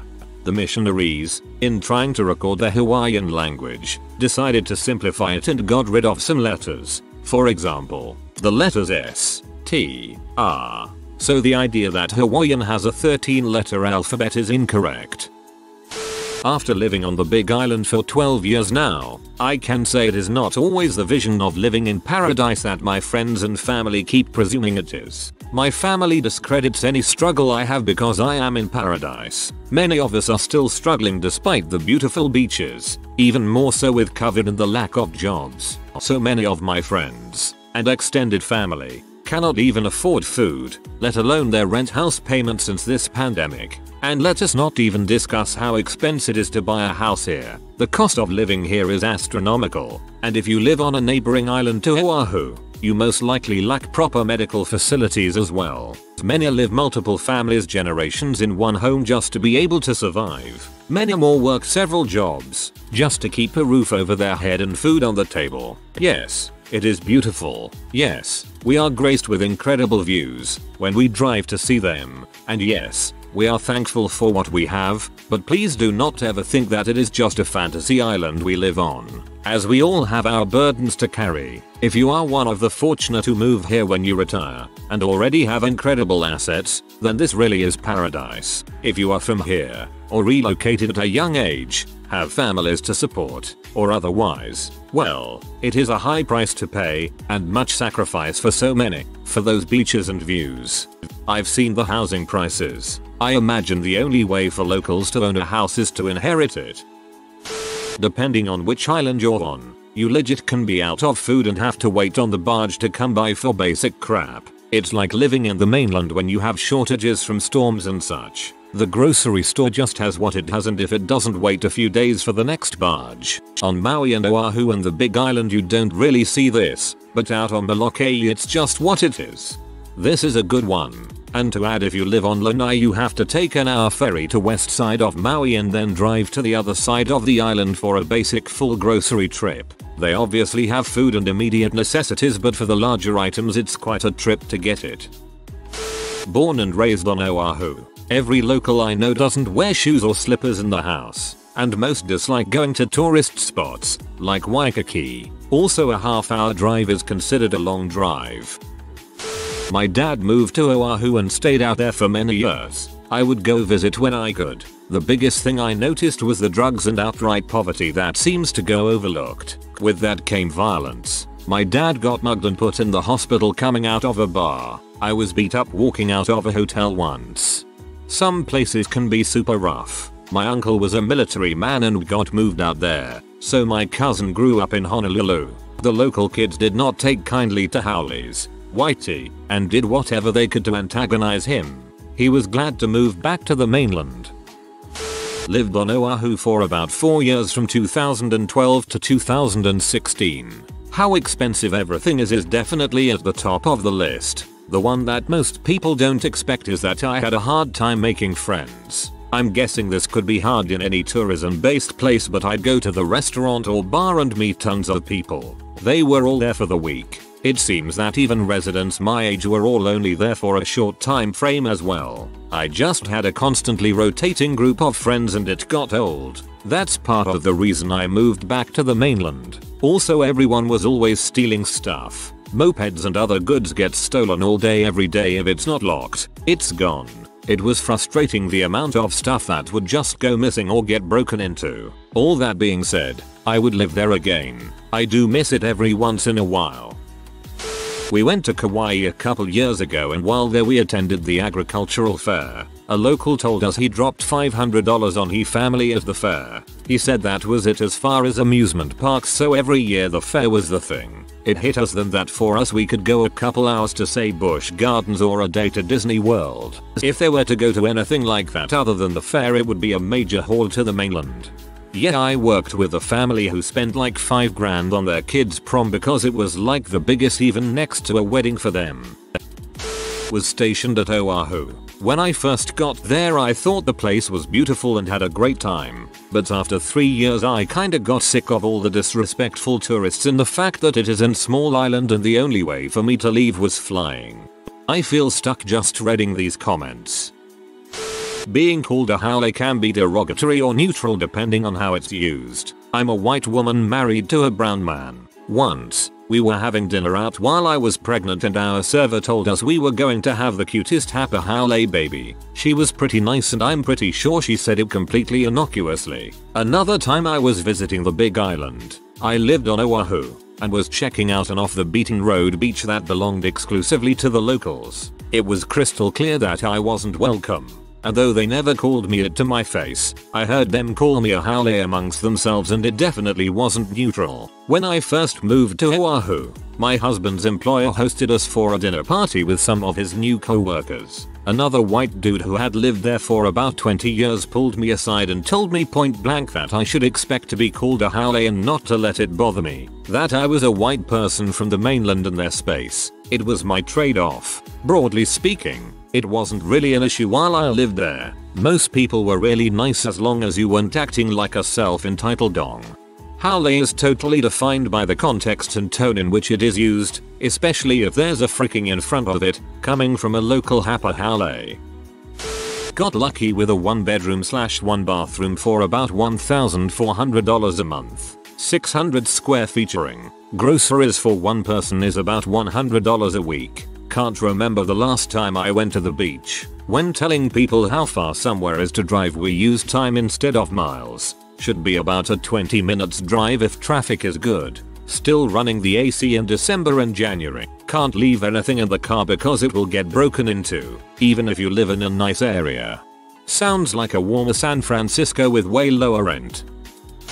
Lived in Honolulu for 4 years. People tend to think of Hawaii as a peaceful, laid-back place, but really it's a freaking madhouse. I also lived in Florida for 5 years and I always tell people that Hawaii really is what people only think Florida is. I've shared many stories on Reddit over the years of the endless string of lunatics and crazies I dealt with on nearly a daily basis out there. There's something about being on a remote island in the middle of nowhere that really brings out the loony in people.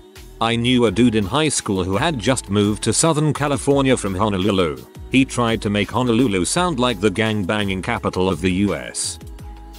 I went back, and things have really changed from the 80s. Lived there for Hurricane Iwa and a few years after on Oahu. Back then, TV shows in Hawaii were broadcast a week after the mainland. So if traveling, you got double shows or missed one. The sheer amount of homelessness now versus then is scary. The traffic now is insane. Ua Beach to Honolulu didn't used to be a 2-hour drive. It was even more military back then. You had to drive through Schofield to get anywhere North Shore. 20 years later, Matsumoto still has killer shave ice. Not sure if this still exists, but out Ua Beach, at least once a week a gecko would short out the air raid sirens, which still were tested monthly. You knew you would be the first to die if there was a nuclear war. Period.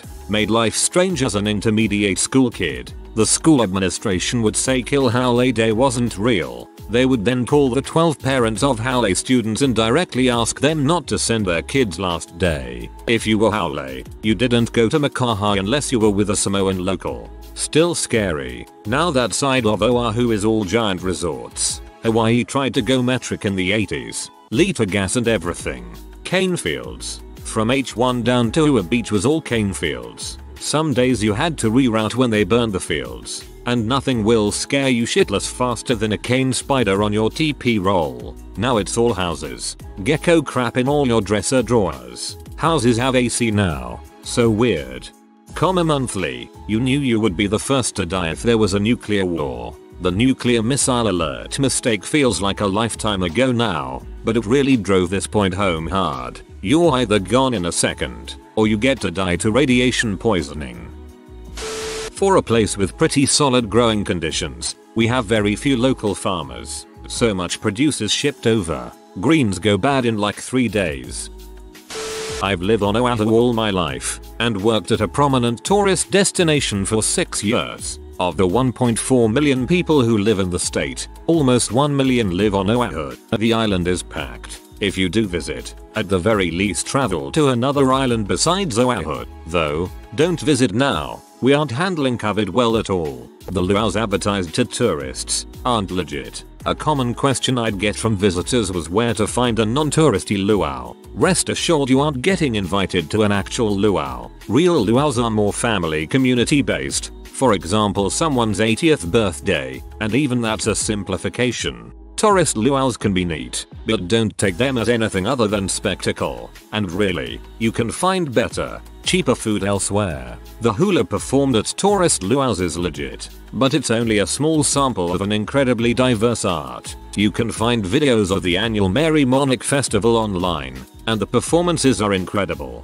Do note that videos of the event are only allowed to be shown by approved channels, kind of like American professional sports games, I'm told, so please don't reproduce them. Back to food, we have amazing cuisine. Hawaiian food certainly, but we also have some of the best Asian food you can get in the US. My absolute favorite place to eat here is a Burmese restaurant. There is no excuse for not eating local. Why you would insist on eating at, say, Subway, is beyond me. We do have a pretty unique McDonald's breakfast menu, though, and to echo what a lot of others are saying, there is a very real history of colonialism here. Native Hawaiians are still incredibly disenfranchised, and are overrepresented in our homeless and prison populations. In the 2010 census, white folks, while technically a minority, were the only demographic overrepresented in every single job sector except one. We'll see what the 2020 census reports.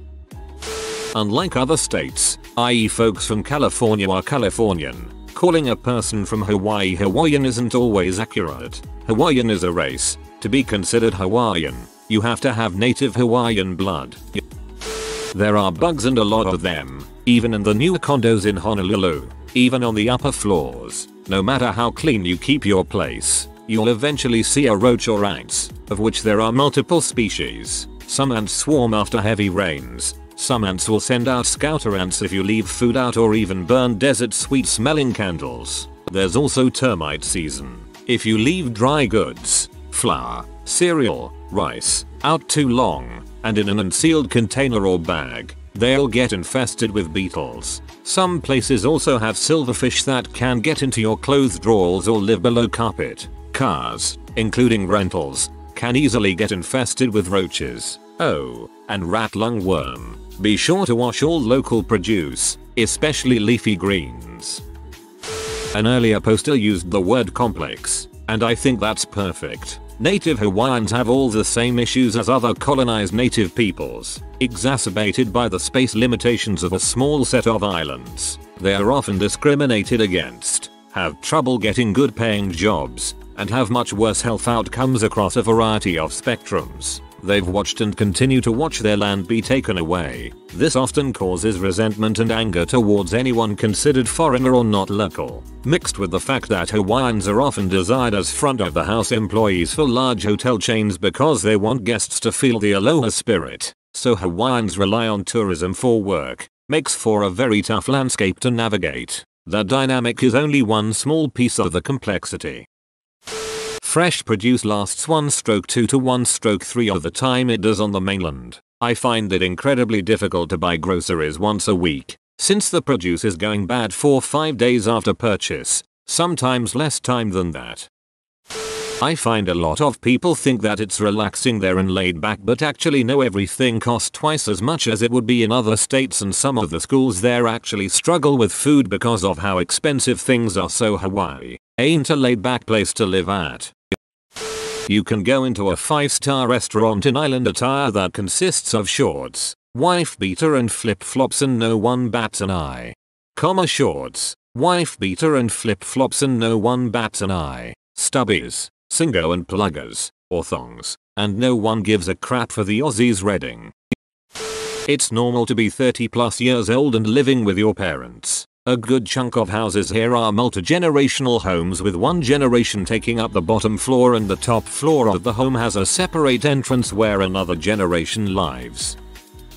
Spent 3.5 years living on Oahu, working as a tour guide. All those things you do, and places you go to when you're visiting, that's where we go to hang out too. Waimea Bay during the summer, that was my friends and I jumping off the rock. That group drinking wine out of hydro flasks on Lanakei in Kailua, also us. Those buttholes blasting music playing volleyball look familiar? That's because we were your tour guides yesterday. That sunburned couple drinking mates at Duke's. We're on a date. Newlyweds wearing matching outfits at the Dole Plantation. Those are some tourists. The plantation is the one spot no self-respecting resident will ever go.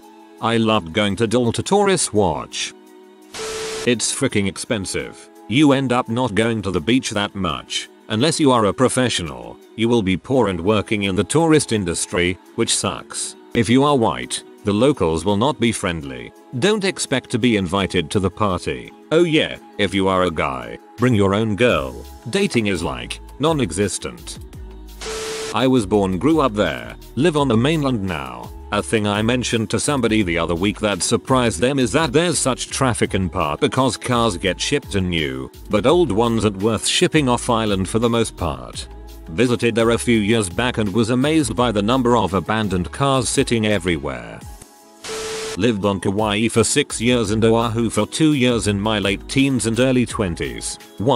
Others have said this, but life is expensive in Hawaii, especially the outer islands. Most places like restaurants etc won't hire you for more than 20 hours per week, so they didn't have to pay health insurance. So many of us in my age group at the time worked 2-3 jobs just to make enough to pay rent. 2. Being a haole in Hawaii who wasn't born and raised, and even for those who were, could be tough. Friends I had that grew up on Kauai mentioned beat up haole days in high school. This was totally normal. If you're a surfer and drop in on someone else's wave, if you happen to be white, could be dangerous to your safety. Haoles definitely have to prove themselves to be not mainland buttholes, which, given the lack of jobs and affordable housing, is actually fair enough. 3. There has been for some time A Hawaiian sovereignty movement that is aiming to take back Hawaii as it was illegally stolen and Queen Liliuokalani dethroned by sugar barons in the US Gov.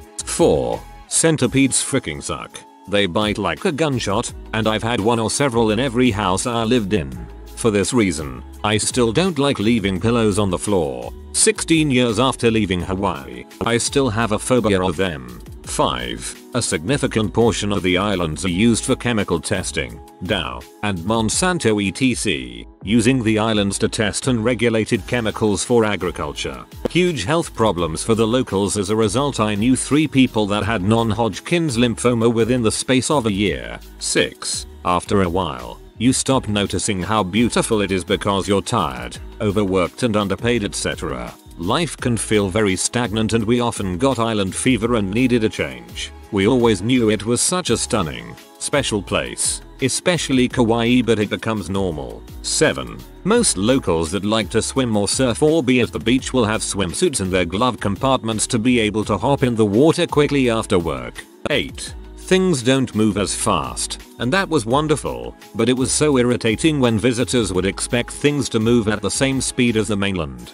Once you live in that speed, you get used to it. 9. Speaking of speed, Batu is a scourge on the islands and destroyed many a family. 10. Lots of karaoke bars in Oahu are actually money laundering or backroom prostitution places, or other fronts. It was generally accepted people knew this and talked about it a lot. 11. Hawaii is a beautiful place, with a lot of beautiful people, and a very family focused place to be. I will always think of it so fondly, and respect the locals who made it home for life. It's such a hard place to leave when you've lived there for a while, as nowhere else really compares. What is a fact that has been told to you in a classroom that was eventually proven to be false? This is a story of a different time, but my mom grew up in Virginia before during the civil rights movement and went to a segregated school. In all her textbooks they showed slaves getting off slave ships with suitcases. I'd be interested in seeing these textbooks. Living in Tulsa, Oklahoma, my schools never once mentioned the race riots that happened here in 1921, when whites bombed and burned Black Tulsa to the ground. They almost completely leveled it, and all because the black community was prospering. I get the sense that it is not taught almost anywhere in America today. In 2nd grade, my teacher told the entire class that loathe meant to love very much. Throughout the day, she would tell us, "Oh, I loathe you, children. I loathe you too." 2nd grade teacher. She definitely knew. My teacher once told us that you only use 10% of your brain. A few years later, another teacher said if you really think you only need 10% of your brain, you should donate the other 90% to scientific research immediately. It came about from only 10% of your neurons are firing at any given moment, arguably a crap statement itself. Then the ESP movement that was really popular during the 50s 70s got a hold of it and used it as an explanation for why they should get federal grants and TV appearances. If only JREF materials were mandatory in schools. Not me but my so. In primary school he asked his teacher how the propellers on a helicopter worked. The answer he got was that there was a large rubber band inside the helicopter that kept the propeller spinning really fast so the helicopter could take off. Sounds like your so was taught by Calvin's dad. My teacher told me that if the earth was 1 foot closer or 1 foot further from the sun, we'd all burn up or freeze. Ahem, the earth's orbit is elliptical. My basement is cold. Myth confirmed. My freaking 4th year teacher told us Neil Armstrong wasn't the first man on the moon, and that the Russians got there first. Even at that young age I knew the teacher was talking bollocks. In 6th grade my friend's teacher taught her class that pi is 3.141414141414141414, repeating forever. He got sent home for challenging her on it. That people have a more developed left or right brain hemisphere, and it makes them more logical versus more intuitive. Poland sent their cavalry against German tanks in World War II. Daddy long legs are incredibly poisonous, but can't penetrate human skin. I'd want my money back if education wasn't free. They did take all of your time. That next grade all essays would be required to be in cursive. Never happened. And now all essays are required as printouts or digital files. Not specifically my story, but during bio class, I think, in high school, while going over the reproductive system, the teacher said that boys cannot pee when they have an erection. The urethra is blocked or some other stupid crap. A friend called her out on it as bulls. He said that's bulls. I just used the urinal with a boner. That the world would end on the 21st of December 2012. Teacher had to quit 2 months later because of depression and circulatory failure. Fun times. My biology teacher didn't understand evolution at all. She wasn't creationist or anything, but she taught us that a single organism's genes can change in its lifetime, depending on what it needs. She basically pulled a Michael Kelso and said the equivalent of, if I needed to go faster to catch prey, I'd grow rockets on my feet. If I'm not wrong, that's how Lamarck described evolution. Oh, there's loads. I eventually learned when I got older that much of what I had been taught in the early years of school was complete horse crap. The Athenian warrior runner Phidippides did not run 26 miles and drop dead at the gates of Athens after the battle with Sparta. The Celts are not originally from India. Blood is not blue until it touches the air. Columbus was not trying to prove the earth was round. People in the Middle Ages didn't think the earth was flat. The Celts are not originally from India. What? Why would someone even think that? What? The teacher is older than you and therefore knows best. That was actually in my school's honor code in the section about not arguing with teachers. Complete bulls. Benjamin Franklin's kite. Never freaking happened. But damn it if it wasn't in our elementary textbooks. Also, America won the Revolutionary War because we had something worth fighting for. But like the British soldiers were all, not really feeling it. Guess I'll just get bayoneted. It was kind of a sideshow. A science teacher in high school once adamantly insisted that you would die in space by freezing instantly, because he'd seen it in movies. I spoke up and said you don't freeze in space instantly because there's nothing physically there to take your thermal energy away. You die by decompression and then slowly radiate your heat away. I was super uncool. People made fun of me. Everybody left class that day thinking he was right. Not decompression, asphyxiation. The lack of pressure is dangerous and would kill you eventually, but it would take longer than you could hold your breath. The lack of oxygen is what would actually kill you. In my sophomore year high school, I had an English teacher who believed in spontaneous generation. She told us that maggots come from rotting meat, therefore flies come from rotting meat. This is exactly what Reddy disproved in his experiments in the 17th century. I mean the exact experiment. I can't remember exactly what poem we were analyzing when she said this, but it was a very far-fetched comparison to the text we were reading. I go to a private school and when she said this, I was thinking my parents wasted their money. I have to say, good on you for knowing that. When I first started teaching, I over-prepared heavily for classes, fearing that students would ask me all sorts of questions related to the material. They almost never do. The lack of intellectual curiosity outside topics that will be on the test is disturbing. First grade, you can't subtract a bigger number from a smaller number. Third grade, sure you can, negative numbers, but you can't multiply by 0. Fourth grade, sure you can, the answer is also 0, but you can't have a fraction with non-integer components. Fifth grade, sure you can, it's just division, but you can't take the square root of a negative number. Seventh grade, sure you can, those are imaginary numbers, but you can't have an infinite series. High school, sure you can, that's basic pre-calc, but you can't do math on things that aren't numbers. College, you know what, frick all those guys. That if you tied two people's left arm behind their back and they had a child, and you tied that child's left arm behind their back and they had a child with another person whose left arm was tied behind their back, and so on and so forth, that eventually their descendants would be born with no left arm. They said it was how evolution worked, and that came from my favorite history teacher. I guess that's why they taught history and not biology. Schizophrenia consists of people who have split personalities. False. Schizophrenic patients have a variety of characteristics such as hallucinations and delusion. but never has their personality split. That is called dissociative personality disorder and is commonly associated as schizophrenia. Our health teacher told us it was impossible for a woman to get pregnant from rape. Something along the lines of her body simply wouldn't allow the fetus to grow. Yup. That's some dangerous crap to teach, for all kinds of reasons. My history teacher liked to add stuff onto her lessons, like how the King of England wrote in his diary that nothing of notice happened today, on the day the Declaration of Independence reached him. In truth, he apparently didn't keep a diary. A ton of stuff and chemistry changes every year. That women cannot have hemophilia. My biology teacher then went on to add that if they could carry this, menstruation would be fatal as the blood would not stop.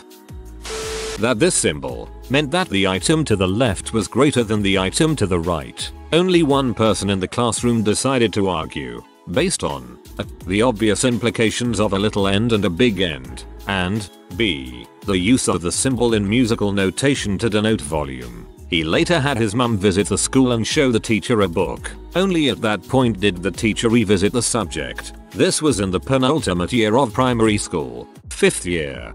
The Pac-Man eats the bigger number. Everyone knows that. I before E except after C. To that I say I deify your deity. You shall not heist my sovereignty. Seize the veil and forfeit the heinous. Weird.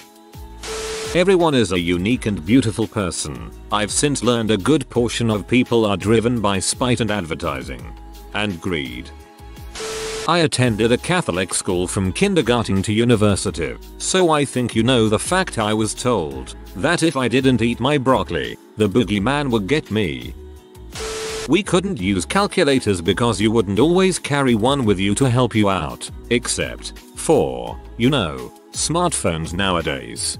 I disagree. I need mental arithmetic at work every day. It's very frustrating teaching student pilots to fly when they can't do simple mental arithmetic. Yes, I have a smartphone with me, but I'm not going to pull it out to calculate my crosswind when I'm just about to land my plane. When I was little, I was told during a DARE program speech that one time a guy went to a party and puffed on one marijuana cigarette and died instantly because of how bad it was for you. I already saw this documentary on the legalization of drugs talking about how there are no reported cases of people dying from weed. I wanted to point it out, but I decided not to. It was from that day forward that I realized that just because you are older doesn't mean that you always tell the truth. Yeah, I was told in DARE that smoking a single joint was the equivalent of smoking an entire pack of cigarettes. Pretty sure that's not true. Diagrams of bodies have blue veins because blood in veins is blue. It wouldn't be so bad if I wasn't in high school when I was taught this. I also got into an argument once with a teacher in 5th grade because I said a desert can be any arid place. It doesn't have to be hot and sandy. He insisted a desert has to be hot and sandy and it doesn't have to do with precipitation. Guys, when you were told in school that Pluto was a planet, it really was. Sure, scientists classify it differently now, but that doesn't retroactively make your teacher a liar. In 3rd grade I had a substitute teacher who tried to tell us that kilometers were longer than miles because the metric system was more efficient. My 8th grade teacher told us that frick originated from the acronym for unlawful carnal knowledge. Kids have it easy today with Google and Snopes.com on their phone for calling out bulls. That lactic acid buildup is the cause of sore muscles. It's actually small tears. That E330 causes cancer. That thing is in everywhere, as it's actually just citric acid. The confusion originated out of mistranslation of Krebs apparently, and basically all of physics up until they mentioned Einstein. There actually is not widely approved consensus on the sore muscles. Few different theories exist, tears being one of them. Not me, but a couple of months ago my mom, she teaches 3rd grade, said that some new teacher was teaching her kids that the sun isn't a star, and that stars are really small, nothing like our sun. It's sad that jobs like teaching or being a cop or joining the military used to be jobs that people wanted to do because they were great respectable jobs to have that benefited society. Now they seem to be a last resort for people who couldn't make it anywhere else. It's like a real life equivalent of the Night's Watch from Game of Thrones. No one can remember why it's important and don't think it's worth the time or effort to do anymore. Eventually it's just thieves and murderers being grabbed from jails and given a life sentence protecting the world from the greatest threat of all time. Ignorant children or criminals or terrorists. Muscle weighs as much as fat. Because a pound of muscle weighs as much as a pound of fat. I had the worst health teacher. When I was in an English school in Quebec in the 70s, we were taught that we were supposed to change our names to French names. Like if your name was Peter, you had to change it Pierre. If there was no French alternate to your name, then you were obliged to sign your name with a bunch of completely unnecessary diacritic marks, which was completely subjective and had no consistency, so no matter how you tried to sign your name it would be marked wrong and you would have marks taken off whatever you handed in. It was really our French teachers were just a bunch of buttholes who hated teaching in an English school. The left to right political spectrum, often placing Russian-style communism on the far left and fascism on the far right. This system is too simplified to be correct. There are actually 4 branches to take into account when considering a political spectrum. The traditional left and right refer to the economic attitudes of an ideology or government. So the far left would be fundamentalist socialism and the far right would be market fundamentalism or neoliberalism. There is then an up and down scale, which is focused on the social attitudes and civil liberties etc. of a government ideology. The top is the furthest authoritarian or totalitarian government, and the bottom is an anarchist system. The result of this would mean that both Russian-style communism and fascism would be at the top of the spectrum, both being authoritarian in nature, with Marxism and anarcho-capitalism being the extreme left and right of the bottom. Fascism, however, would vary in where it sits on the left and the right, as it is related to nationalism as opposed to economic policy. Most current governments would sit just up and right of the center, varying depending on the strength of the unions in the country and attitudes towards immigration and things like gay marriage. When I moved from California to North Carolina, I found myself about 2 years ahead in school. Obviously, they put me in the gifted program, but that was a huge joke. They basically pulled me from a couple classes, I can't remember which, and had me play trivia games instead during those periods. There was this one other kid from California there, and he acted like the Queen of freaking France, telling everyone that he's from California so he has to be smarter. It ends up that this kid and I are tied at the end of the game.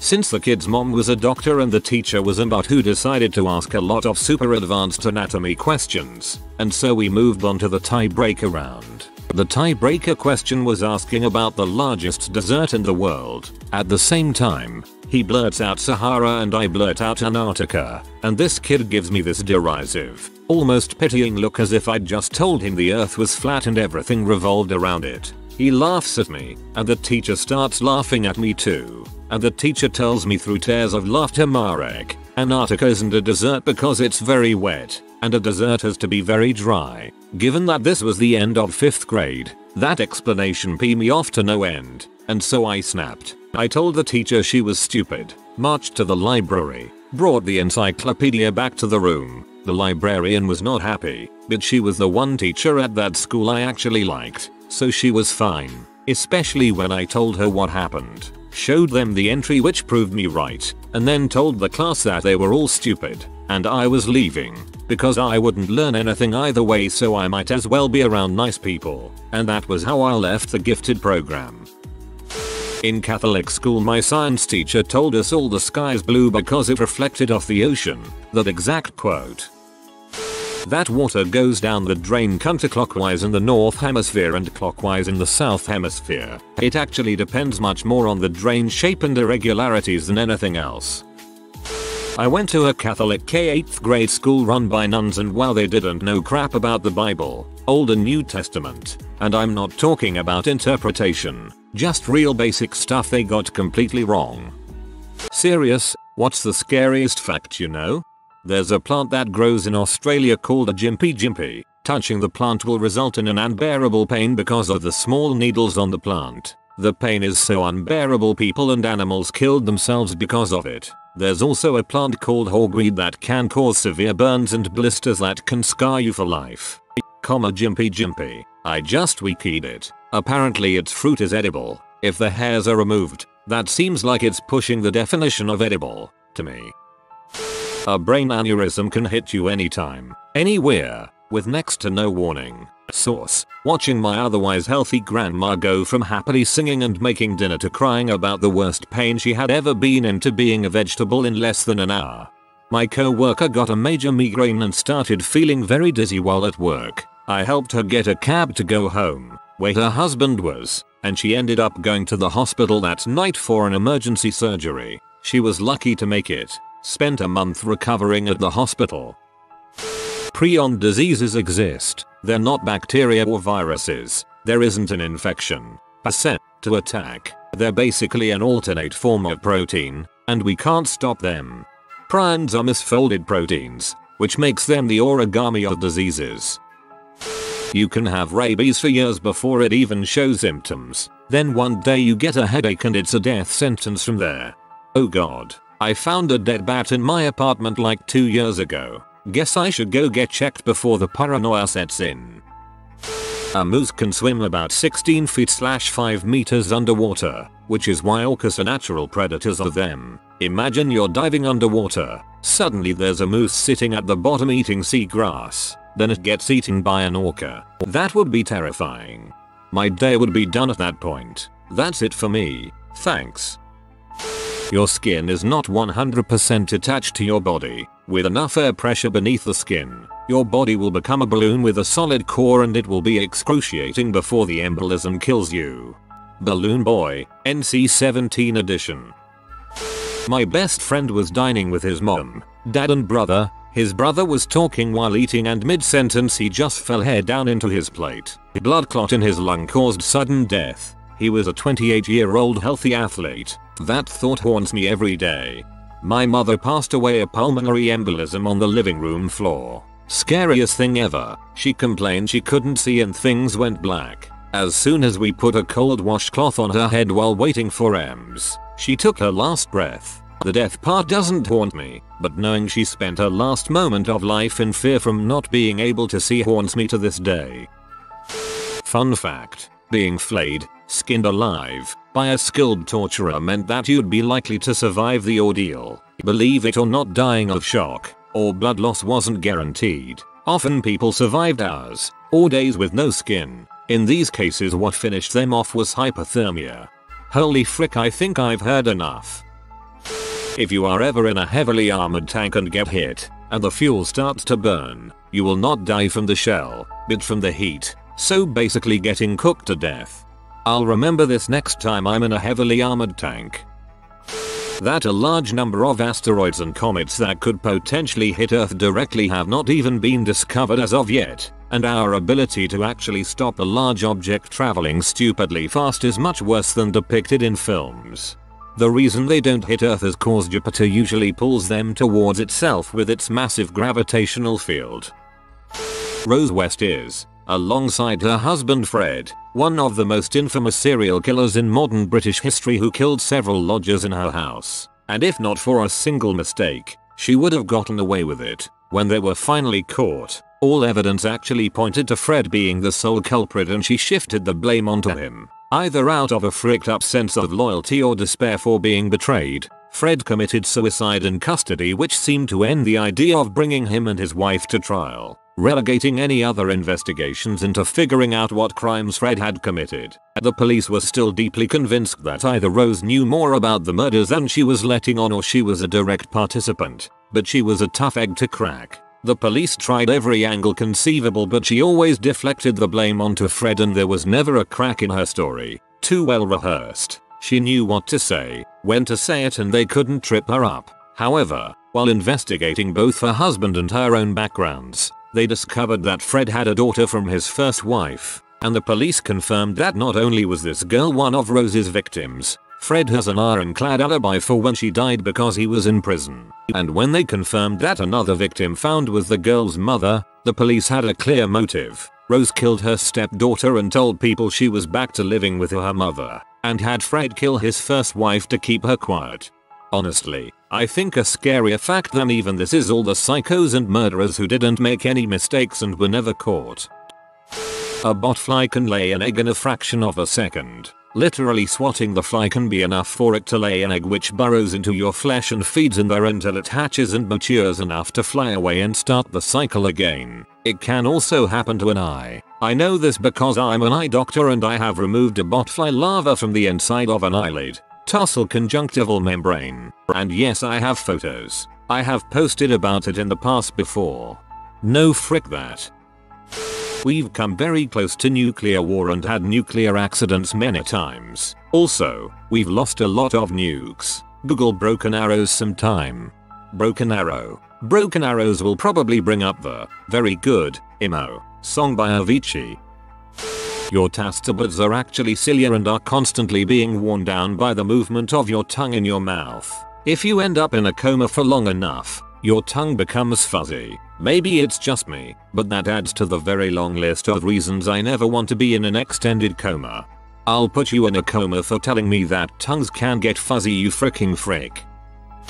That you really do need 7-9 hours of sleep every day. Even at 6 hours, the lack of sleep decreases efficiency, productivity, and increases risk of developing dementia and Alzheimer's. Furthermore, it weakens the immune system and handicaps the body's ability to destroy cancer cells, which therefore increases risk of cancers of the breast, colon, ovaries and prostate. The scary part of it is that you can't get back all the sleep that you lose out on because sleep efficiency decreases. So trying to catch up on the weekends isn't really making up for what you lost throughout the week. Ironically, those who say I can sleep when I'm dead will end up dead quicker because of lack of sleep. And people like to make fun of me when I say I get 9 hours of sleep. Just how dangerous the world actually is. Basically anything can kill you. If you swim in a lake, there is a chance you'll get brain-eating bacteria. If a fly lands on your eye for a nanosecond, it's enough time for it to lay eggs in your eyes. Death is always lurking around the corner. Prions are the most terrifying thing on earth. A prion is a misfolded protein in your brain, and once it starts, all other proteins will replicate. It can happen at any time and it's unknown what causes it. A prion disease is fatal once the proteins begin misfolding. There's no way to reverse it. Well-known prion diseases are Creutzfeldt-Jakob disease, the former mad cow disease, and Kuru. Lewy body dementia is a related disease, what Robin Williams had before his suicide. Another terrifying fact is that it is transmissible. If you consume the brain of someone with this disease or come into contact with an instrument with the disease, then you will contract it and eventually die. There's no way to destroy the protein, so medical equipment used in brain surgery has to be carefully disposed of. There is also a newly studied disease that scientists have seen in deer as chronic wasting disease. The deer basically become zombies and eventually die. There is not any evidence, yet, that this disease can be passed to humans from consuming the meat on the brain, which you shouldn't eat anyway. But it's still under intense study since deer hunting is pretty much required in some areas since they are considered a nuisance species. Bonus fun fact, most cases of CJD occur spontaneously. You don't have to come into contact with something contaminated or inherit it from someone. One day, unknown to you, a little prion in your brain decides it's tired of being told what to do and folds. And just like that, it's curtains for you. No treatment, no cure, and prion diseases are not fun ways to go. A lot of people don't realize rabies is extremely fatal. It's one of the deadliest diseases to ever be seen on planet Earth, deadlier than any plague. Only a handful of people have ever survived rabies and treated. I believe the number is around 5, and most of them were completely crippled for the rest of their short lives. Even treatment isn't very effective. Don't ever get rabies.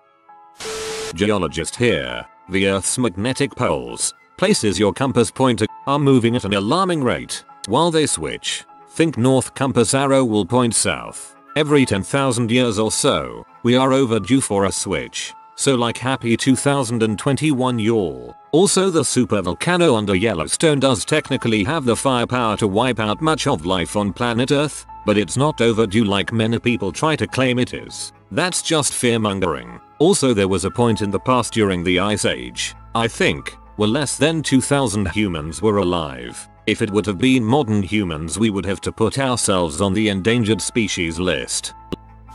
Spiders can swim, fly and climb, almost everything. Also, If you break anything and not remove the cast, the skin will grow over it, and beneath the cast, your skin will attach itself to the cast and be eaten by mites. I was told that spiders don't get killed when sucked up by certain vacuum cleaners and they crawl back out. Freaked the heck out of me when I moved and sucked up loads of spiders. If the sun disappeared, it would take 8 minutes for the rays of the sun to reach the earth. Also, if space allowed sound to travel through it, we would hear the roars of the sun for 13 hours. Also, after 8 minutes the earth goes flying out of our solar system in whatever direction it was headed when the sun disappeared. The entire universe as we perceive it is in the past. The vast distances make light take millions of years to travel. There may be alien life out there right now, but we may never see it because humans go extinct before that light reaches us.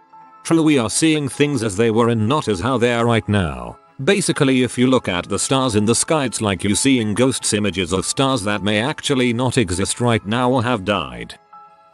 There's a haunted house called the Mikami Manor. People there can be subjected to hours of torture, abuse, and humiliation. You need to sign a 40-page waiver to be let in, and the only cost is a single can of dog food. In this waiver, it states that the owner will not let you out unless you are having a serious mental crisis or are suffering from near fatal bodily harm. Panic attacks do not count, even severe ones. There is a $20,000 reward for those who finish, but nobody has ever completed it. The longest anyone has lasted was 6 hours, and it can be as long as 10 hours. If you really wanna see the footage, there are plenty of videos of the torture on YouTube. Just be wary, as these videos are highly disturbing. You've never seen your own face, just reflections and pictures. Also, everyone else has a more accurate perception of your appearance than you do. Somehow this one's oddly comforting. No one's really as bad looking as they think they are for this reason. There is plastic everywhere from the highest mountains to the deepest trench in the ocean. It's estimated that by 2050 there will be more plastic than fish in the ocean. And it is bad for us, likely causing fertility problems and reducing penis size. Reducing penis size. I shouldn't have chewed on my plastic toys when I was a kid. This may sound stupid, but I think one of the scariest facts I know is the fact that you can find so much sick and depraved crap on the internet with just a few clicks of a button. If I, or heck, anyone wanted to find some cartel beheadings or some crap, bam, easy, the internet is fricked up, man. There is a time where the last star is gonna burn out and the universe is just gonna be darkness. That kinda freaks me out. This idea gets even scarier when you consider that it's darkness filled, lot of empty space, with black holes. If you commit a murder in the United States, the chances that you will be arrested and convicted for it is less than 50%. It's actually much less than that if it's a random killing. Don't know if this counts as scary, but it sure is freaky. When you're eating a pineapple, it is also eating you. They contain the enzyme bromelain, which breaks down proteins, that is, your tongue. That's what that tingling sensation is. Everyone appears virtually normal. Weird people are weird, but the scariest thing is, if someone truly is warped mentally, they will appear absolutely normal. Always wonder if someone I know is truly someone I know, or just a projection they're showing me so I can't see the real him/her. At any second the whole planet could be completely destroyed by X-ray bursts from quasars. So many other scary things have practical solutions for protecting the human race, but there is no defense humanity could conceivably develop against such a massive amount of energy. I subscribe to the Star Trek utopian techno future. Massive gamma or X-ray burst. Nothing can stop it. Goodbye planet Earth. If you have FFI, fatal familial insomnia, you will experience progressively worsening sleeplessness. Your inability to sleep eventually turns into total insomnia, at which point you'll die. People who have this rare genetic condition will all die. It's inevitable. Most people within a year of its onset. Scary to think about. Surfer's myelopathy is a non-traumatic injury most often seen in novice surfers, where they tweak their back while trying to get up on the board. They initially feel pain and weakness, and then they become fully paraplegic. It doesn't even have to be surfing, yoga, Pilates, or even getting up from laying down. You just hyperextend your back a little weird one day and bam, you're in a wheelchair. completely paralyzed from the waist down. This is it. Out of all the replies, this one is the most terrifying. I really shouldn't have clicked on this thread. Now I'm concerned that everything in the comments, especially a brain aneurysm, will eventually happen to me.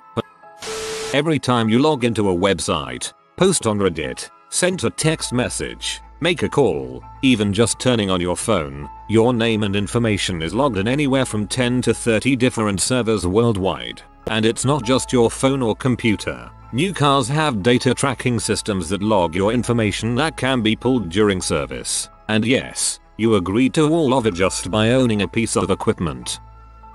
You could have experienced incredible and unimaginable pain and anguish or similar horrible things at any time and for any period of time. But you've forgotten. Because you've forgotten. It's as if it never happened. But at a point in time a version of you is experiencing unbelievable pain. It's scary to think you could have forgotten many things that nobody knows happened. But when they did, you yourself did experience them. The worst part of that is that even if you don't remember it mentally, your body does physically. So you have reactions and responses that make no sense to you. Because you don't remember the thing you forgot. The Body Keeps Score by Bessel van der Kolk explains more about PTSD and how the body holds onto those traumas. There are so many places that humans aren't naturally meant to go, and we have to artificially adapt ourselves to it. Underwater, underground, in the atmosphere, in space, and in those places, we are the invading aliens. No matter how you live, you can still have an aneurysm. Certain things do increase and decrease likelihood, but it can definitely happen to anyone. Somewhere around 1 in 50 people each year. Having one can kill you in minutes, paralyze you for life, and all kinds of other horrifying neurological crap. A great fear of mine would be having one as I sleep, and just waking up paralyzed, left to die eventually by my inability to seek help. Sleep well, kids. I've understand the Earth's rotation for as long as I can remember, but watching a time lapse of the stars moving through the sky really put into perspective the planet we are on is literally rotating through space. It's also interesting to think that the Earth is rotating, whilst orbiting the Sun, which is orbiting the SMBH at the center of our galaxy, and our galaxy is moving too. If you really were granted immortality, I don't mean like a vampire that can be killed in a certain way, I mean true immortality, like you will never cease to exist, even after all the stars have burned out and the universe contracts and there is another big bang, you will still be conscious and aware, and as many times as this cycle repeats itself, this will never change. Your existence will never end, ever, for any reason. That thought is truly horrifying. You never know if you were the last straw for someone's life. TLDR source. Saw this from someone's story about how their toxic behavior pushed a random to suicide in a random pub match on some game. Don't ever rage at players, even toxic ones. Be civil always. You never know what the person on the other end is actually going through, and you get nothing out of your pee contest anyways. NASA was originally created to explore the bottom of the ocean. Ever since they got down there, they've been trying to figure out how to get us off this planet. Apparently, people used to give surgeries to babies without anesthesia cause they thought babies didn't feel pain. They stopped not long after a few incidents, I believe, however I never looked further into it. A thing called estate recovery exists. Say you've worked your whole life. You have a solid 401k, nice house, etc. Then you get sick, like we all will. You lose your job, and the insurance that comes with it. So the medical debt collectors take your life savings until you're below the $2k threshold needed to qualify for Medicaid, which happens insane fast, because every tiny thing seems to cost at least $10k. Once you die, everything left that you had spent your life working towards goes to the state, not your kids. You lost most of it to debt collectors, but now your children pay the ultimate price. They lose the home they grew up in, and everything else that you owned. It wasn't enough for them to deal with the loss of a parent. The system is rigged to keep poor people poor. If you want your kids to have a good chance at life, you better start giving to them now. And just hope that you don't get sick within 4 years, because that'll count as a transfer of assets and they'll rake it back. I worked in healthcare, and I have seen this happen in nursing homes, assisted living facilities more times than I wanted. It's part of why I quit the business. That true randomness might not be real and everything in existence is predictable, varying only by the form of information that describes it. The bank can't get your money back if you knowingly gave it to someone who turned out to be a scammer. So many lonely old and disabled people fall for scams, and I wish anyone who scams them pain and suffering. Look out for the vulnerable people in your life and make sure they're educated on scams and fraud. If you are new to the channel, you can subscribe. I publish new videos every day. Until then, check another video.